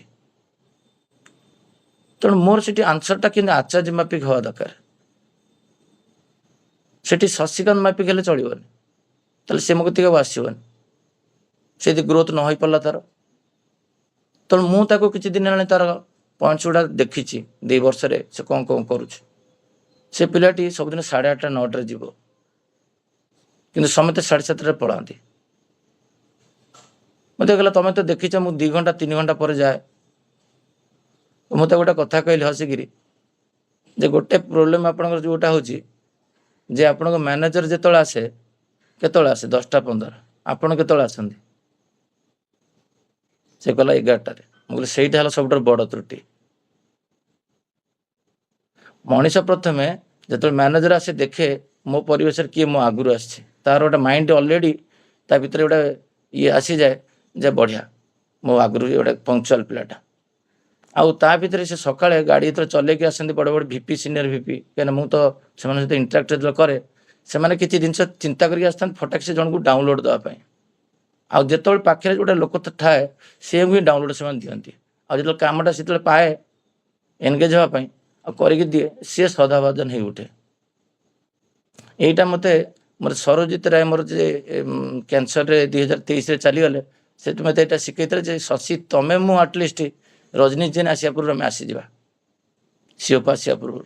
ଆମେ 2 ବର୍ଷ ଯାଏ କଣ୍ଟିନ୍ୟୁଅସ୍ ପ୍ରାକ୍ଟିସ୍ କରୁଥିଲୁ, ଭାରି କଷ୍ଟ ହୁଏ ଘରୁ ଯିବା ପାଇଁ, ତଥାପି ତାଙ୍କ ଆସିବା ପୂର୍ବରୁ ଆମେ ଆସି ପହଞ୍ଚିବୁ। ତେଣୁ ସିଏ କ'ଣ କରନ୍ତି, ପ୍ରଥମେ ଯେତେବେଳେ ଗୁଡ଼ ମର୍ଣ୍ଣିଂ କହେ କିଛିଟା ଜିନିଷ କହିଦିଅନ୍ତି, ଗଲାବେଳକୁ ସିଏ ଯିବା ପରେ ଆମେ ଯିବୁ, କିଛି ଆମକୁ ଡାଉନଲୋଡ଼ ଦେଇକି ଯିବେ କାଳେ। ତେଣୁ ବର୍ଷ ଶେଷରେ ଯେତେବେଳେ ଆସିଲା ସେ ଭାଙ୍ଗି ପଡ଼ିଲା। ତେଣୁ ମୁଁ ତାକୁ କୌଣସି ଗୋଟେ ଟିପ୍ସ ଭଲ ଟିପ୍ସ ଦେଇପାରିଲିନି। ଠାକୁରଙ୍କ ରାଜ୍ୟରେ ଠାକୁର କହିଲେ ତୁମକୁ ଏତିକି ସବୁ ଅସୁବିଧା ସୁବିଧା ନେଇକି ଆସନ୍ତି, ଆଉ ଆପଣମାନେ ତାଙ୍କୁ ଠିଆ କରିପାରନ୍ତିନି। କାଲି ଗୋଟେ କେବିନରେ କାଉନସିଲିଂ ଭଳିଆ ମୁଁ ବସିକି କରୁଥାଏ, ହଠାତ୍ ଜଣେ କହିଲା ମୋର କିଛି ହେବନି, ଆଉ ମୋତେ ତ ବହୁତ ଖରାପ ଆସିବ, ତମର ତ ଶଶୀ ଭାଇ ତମର ତ ସବୁବେଳେ ପାଇଁ ଟପ୍ ରେଟିଂ ରହିବ। ତେଣୁ ସେ କ୍ଷେତ୍ରରେ ଆଚାର୍ଯ୍ୟଦେବ ଥିଲେ କ'ଣ କହିଥାନ୍ତେ, କାହିଁକିନା ସେ ଭାଙ୍ଗି ପଡ଼ୁଛି, ତାକୁ ଆପଣ କେମିତି ପୁନରୁତ୍ଥାନ କରିବେ? ସେ ଦୀକ୍ଷା ନେଇନି, କିନ୍ତୁ ଆପଣଙ୍କ ପାଖରୁ ଚାହୁଁଛି କ'ଣଟା କହିଲେ ତା ମନଟା ବଳଟା ବଢ଼ି ଉଠିବ। ମୁଁ କହିଲି ମୁଁ ଯାହା ମୋ କର୍ପୋରେଟ୍ ୱାର୍ଲଡରେ ଶିଖିଛି, ଯାହା ଗୁରୁବାଦ ଭିତରେ ଯାହା ଅନୁଭବ କରିଛି, ସବୁଠାରୁ ବଡ଼ ହେଉଛି ସେଲ୍ଫ ରେଟିଂ। ଯଦି ଆପଣ ସେଲ୍ଫ ରେଟିଂ ନ କରିପାରିଲେ, କାହିଁକିନା ଯେତେବେଳେ ମୁଁ ଭାରତୀ ଏୟାରଟେଲରେ ଥିଲି ଆମର ଗୋଟେ ପ୍ରଥା ଥିଲା କମ୍ପାନୀର ଯେ ତୁମେ ସେଲ୍ଫ ରେଟିଂ କରିବ ତାପରେ ଯାଇ ମ୍ୟାନେଜର ରେଟିଂ କରିବ। ତେଣୁ ସବୁ ଲୋକ କ'ଣ କରନ୍ତି, ନିଜକୁ ବେଷ୍ଟ କରିବେ। ତେଣୁ ବେଷ୍ଟ କରିବା ପାଇଁ ହେଲେ 120% ଦରକାର। ତେଣୁ ଆପଣ ଯଦି ଟାର୍ଗେଟ୍ ଅଛି ଆପଣଙ୍କର ଲକ୍ଷ୍ୟ ଆକ୍ଟିଭେସନ୍ କରିବା ପାଇଁ, ଯଦି ଲକ୍ଷ୍ୟ 20,000 କରିଥିବେ ତାହେଲେ 120% ଆସିବ, ନହେଲେ ଆସିବନି। 90 କରିଥିବେ ସେ ତ ଅଟୋମେଟିକ୍ ସିଷ୍ଟମ୍ ଏରର ଦେବ। ତେଣୁ ସେଲ୍ଫ ରେଟିଂ କରିବା ପୂର୍ବରୁ ହେଲେ କରିବାକୁ ହୁଏ, କରିକି ଦେଖାଇବାକୁ ହୁଏ, ତାପରେ ସେଲ୍ଫ ରେଟିଂରେ ଆପଣ 120% ଦେଇପାରିବେ, ତାହେଲେ ଯାଇ ବେଷ୍ଟ ଆସିବ। ମୁଁ କହିଲି ଆପଣ ତ ରେଟିଂ ଆସିବ 4ଟାରେ, ଆମେ ଚା ପିଉଛେ 11ଟାରେ, ଆପଣ 4ଟା ପୂର୍ବରୁ ଆପଣ ନିଜକୁ ସେଲ୍ଫ ରେଟିଂ କରିଛନ୍ତି ଯେ ମୋର ଖରାପ ହେବ। ତ ସେଥିପାଇଁ ମୋ ମ୍ୟାନେଜର ଆସିକରି ଜଣକୁ କହିଲେ ମୋତେ ତ କହ ତତେ ମୁଁ ବେଷ୍ଟ କାହିଁ ଦେବି, 7ଟା ପଏଣ୍ଟ କହ।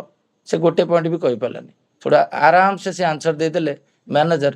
ତେଣୁ ତୁ ସେଥିପାଇଁ ବେଷ୍ଟ ରେଟିଂ ପାଇନ, କାହିଁକିନା ତୁ ନିଜେ 7ଟା ପଏଣ୍ଟ କହିପାରୁନୁ।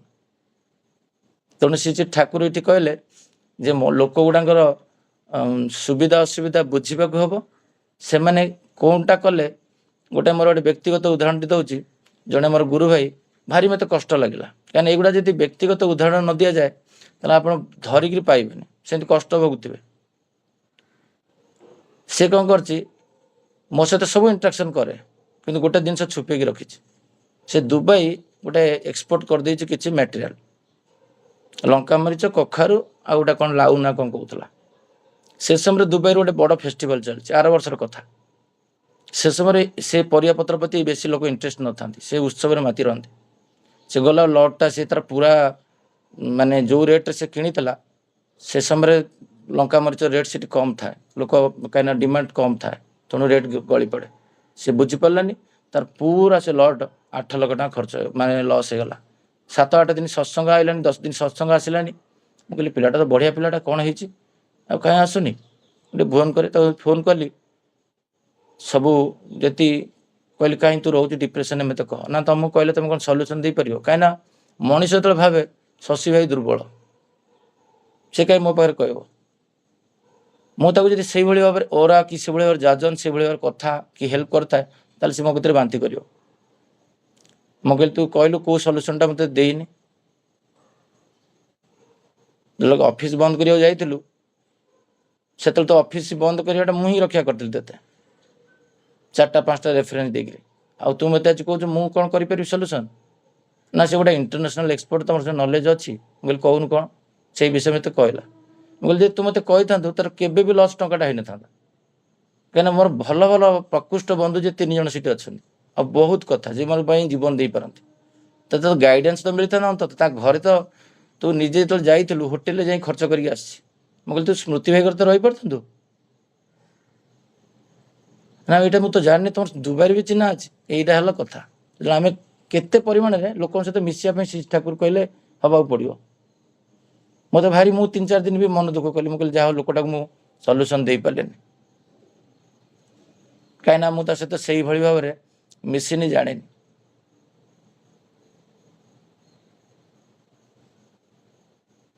ଗୋଟେ ଲୋକ ଆସି କହୁଛି ଜଣେ ପେପର ପକେଇ ଦେଇଛି ତାକୁ 40% ବଢ଼େଇ ଦିଆଯିବ, ଆଉ ମୋର ସେ ଦରମା ଆଗକୁ ପଳାଉଛି।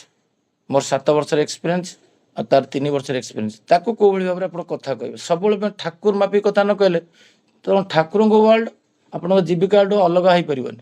ଆଉ ଯେଉଁଠି ଆପଣ ଅଲଗା କରିଦେଲେ ତାହେଲେ ଆପଣଙ୍କ ପ୍ରତି ସମାଜରେ ଇଷ୍ଟ ପ୍ରତିଷ୍ଠା ହେଇପାରିବେନି। ଆପଣ କହିବେ ମୁଁ ଗୋଟେ ପରିବାର ଭିତରେ ଗୋଟେ ଅଲଗା ହିସାବରେ ଚଳିବି, ସତ୍ସଙ୍ଗ ବିହାରରେ ଗୁରୁ ଭାଇମାନଙ୍କ ସହିତ ଗୋଟେ ବ୍ୟବହାର ଅଲଗା କରିବି, ଅଫିସରେ ଗୋଟେ ବ୍ୟବହାର କରିବି, ସେମିତି ହେଇପାରିବନି। ତାହେଲେ ମେଣ୍ଟାଲ ଡିଜର୍ଡର ତାକୁ କୁହନ୍ତି, ବିକୃତ ମସ୍ତିଷ୍କ। ଈଶ୍ୱରଙ୍କୁ ପ୍ରତି କ୍ଷେତ୍ରରେ ପ୍ରତି ମୁହୂର୍ତ୍ତରେ ଆପଣ ଅନୁଭବ କରିବାକୁ ପଡ଼ିବ। ମୁଁ କହିଲି ମୋତେ କହିଲେ ତମେ ତ ଗୋଟେ ଏକ୍ସପିରିଏନ୍ସ ଲୋକ, ତମେ ପ୍ରେସିଡେଣ୍ଟ ଆଉ ଡାଇରେକ୍ଟର ମାନଙ୍କୁ ହ୍ୟାଣ୍ଡେଲ କରିପାର, ଯୋଗ୍ୟତା ନଥିଲେ ମଧ୍ୟ ଆମେ ତ ସବୁ ହଉଛି କ୍ୱାଲିଫାଏଡ, ତମେ ତ କ୍ୱାଲିଫାଏଡ ନୁହଁ, ତମେ ହ୍ୟାଣ୍ଡେଲ କରିପାର କାହିଁକିନା ତମର ବ୍ୟକ୍ତିତ୍ୱ ଅଛି। ମୋତେ ମୁଁ କ'ଣ କହିଲେ ସେ ମୋତେ ଦରମା ବଢ଼ିବ। ମାନେ କେବେ ବି ଜୀବନରେ କାହା ସହିତ କମ୍ପିଟିସନରେ କିଏ କେଉଁଠି ଆଗକୁ ପଳେଇଲା ଦେଖିବେନି। ମୁଁ କେଉଁଠି ଅଛି, ମୋତେ ଜଣେ କହିଲେ ତମ ମୋ ସହିତ ମୋର ତ 3 ଗୁଣା ଦରମା କେମିତି ତମର ହେଇଗଲା? ମୁଁ କହିଲି 3 ଗୁଣା ଦରମା ପାଇଁ 6 ଗୁଣା କାମ କଲେ 3 ଗୁଣା ଦରମା ହୁଏ। ସେଠି ଜଣେ ସିନିୟର ଥିଲେ, ହସିଲେ, କହିଲେ ଠିକ କଥା କହିଛ। କର୍ମ ନିଯୁକ୍ତି କ୍ଷେତ୍ରରେ ଯାଇକି ସେ କ'ଣ ଆପ୍ରୋଚ୍ କରିବ ଜଣକୁ ସିନିୟର ଦୃଷ୍ଟିରୁ, ଯେତେବେଳେ ଆପଣ ଧୀରେ ଧୀରେ ତାର ସଲ୍ୟୁସନ୍ ମେଥଡ଼ ଗୁଡ଼ା ଦେବେ ସେ ଆପଣଙ୍କ ପ୍ରତି ଆକୃଷ୍ଟ ହେବେ।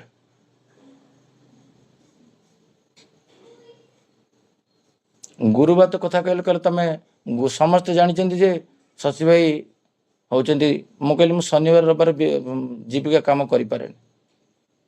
ତମେ ମାନେ କରିପାର, ତମେ କ୍ୱାଲିଫାଏଡ, କିନ୍ତୁ ମୁଁ କରିପାରେନି। ଏଇ ରବିବାର ଦିନ ଯେମିତି ଅଛି ବାଦଲାପୁର ମନ୍ଦିରରେ ବୃକ୍ଷରୋପଣ ବ୍ୟବସ୍ଥା, ଏଇ ଫୋରମରେ ଏଇଥିପାଇଁ କହୁଛି, ତେଣୁ ପ୍ରସ୍ତୁତି ନେଇକରି ଆମେ ଯିବା।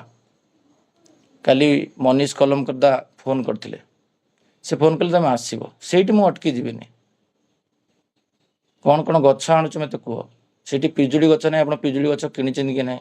ନଡ଼ିଆ ଗଛ ଲଗେଇଲେ କ'ଣ ଅସୁବିଧା ହେବ ନା ନଡ଼ିଆ ପାଳିବାକୁ ଅସୁବିଧା ହେବ, ତାକୁ ନର୍ଚର କରିବା ପାଇଁ କାଟିବା ପାଇଁ ଯାଇ ବାଉଙ୍ଗା ଅସୁବିଧା ହେବ, କେଉଁ ଗଛ ଲାଗିବ କେଉଁଟା ଗଛ କ୍ଷତି କରିବ, ସବୁ ପ୍ରକାର ଆଲୋଚନା ହେଉଥାଏ। ସେଠି ସବୁ ହିନ୍ଦୀ ପିଲା ଥାଆନ୍ତି, ମୁଁ ତାଙ୍କୁ ଟ୍ରାନ୍ସଲେଟ୍ କରି ପର ମୁହୂର୍ତ୍ତରେ କହୁଥାଏ ଯେ ଇଷ୍ଟ ପାଇଁ ଚିନ୍ତା କଲେ ବିଭିନ୍ନ ବୁଦ୍ଧି ଆକାରରେ ଚିନ୍ତା କରିବାକୁ ପଡ଼ିବ। ସେ ମୋତେ ଫୋନ୍ କରିଦେଲା, ମୁଁ ମୋର ଫୋନ୍ ରଖିଥିଲି, ମୁଁ ଚାଲିଲି, ସେମିତି ନାହିଁ। ତାର ମୂଳ କଜକୁ ଯିବାକୁ ପଡ଼ିବ ସବୁ କ୍ଷେତ୍ରରେ। ତାହେଲେ ଯାଇକିରି ଆପଣଙ୍କୁ ସବୁବେଳେ ଗୋଟେ ଲାଗିବ ମଝି ମାଝିକିରି ମୁଁ ଅଛି ଆନନ୍ଦରେ। କାଲି ପରଦିନ ରାତିରେ ମୋ ପତ୍ନୀ ସହିତ ମୁଁ ସେ କଥା କହୁଥିଲି। ମୁଁ କହିଲି ମ୍ୟାନେଜର ଚେଞ୍ଜ ହେଇଗଲା, ବୋଧେ ଯେଉଁ ରେଟିଂଟା ଟପ୍ ରେଟିଂଟା ସବୁଥର ଆସେ ଏଥର ବୋଧେ ଆସିବନି।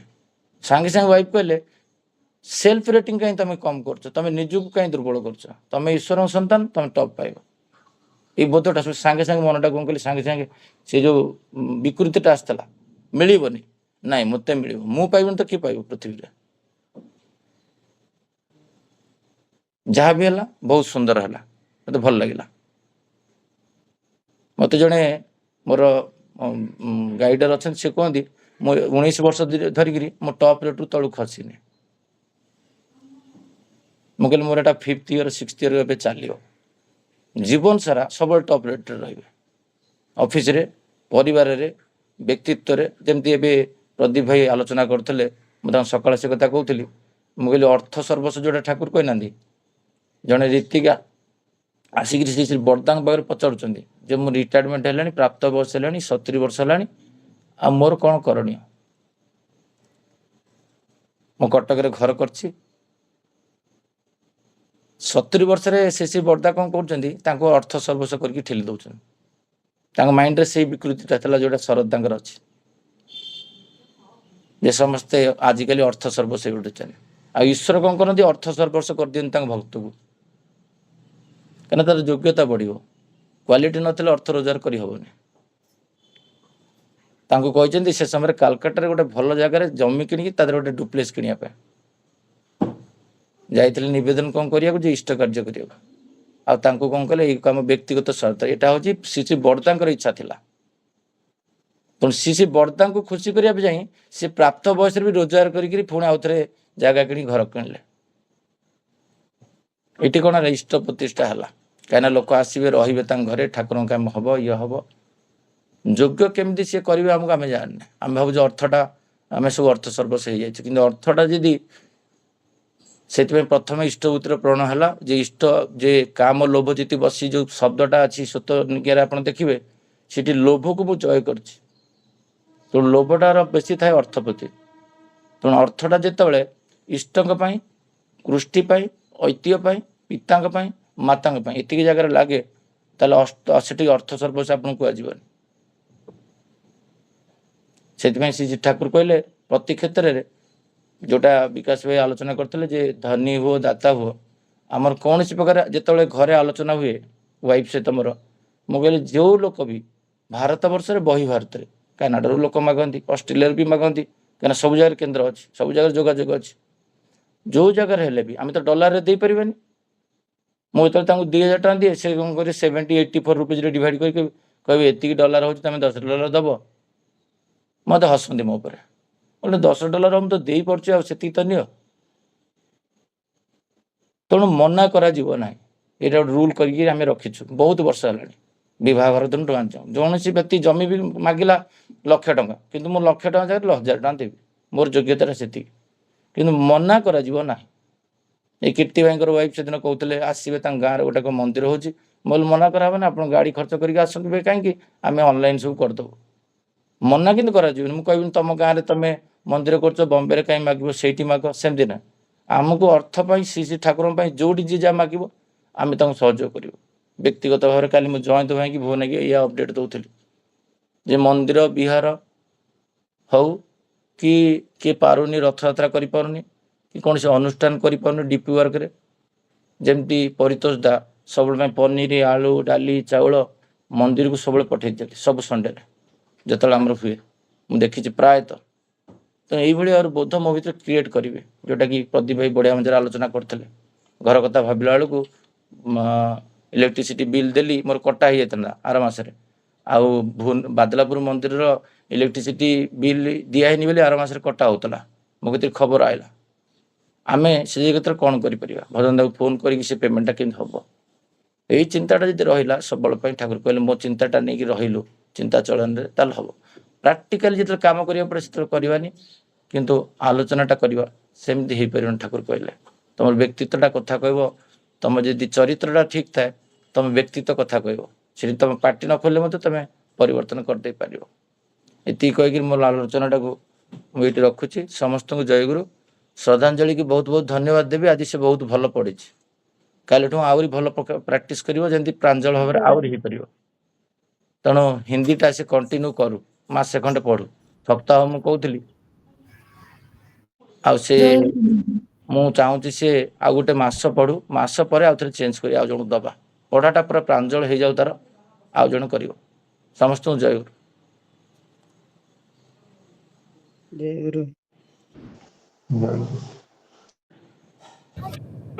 ସମସ୍ତଙ୍କୁ ଜୟ ଗୁରୁ। ଜୟ ଗୁରୁ।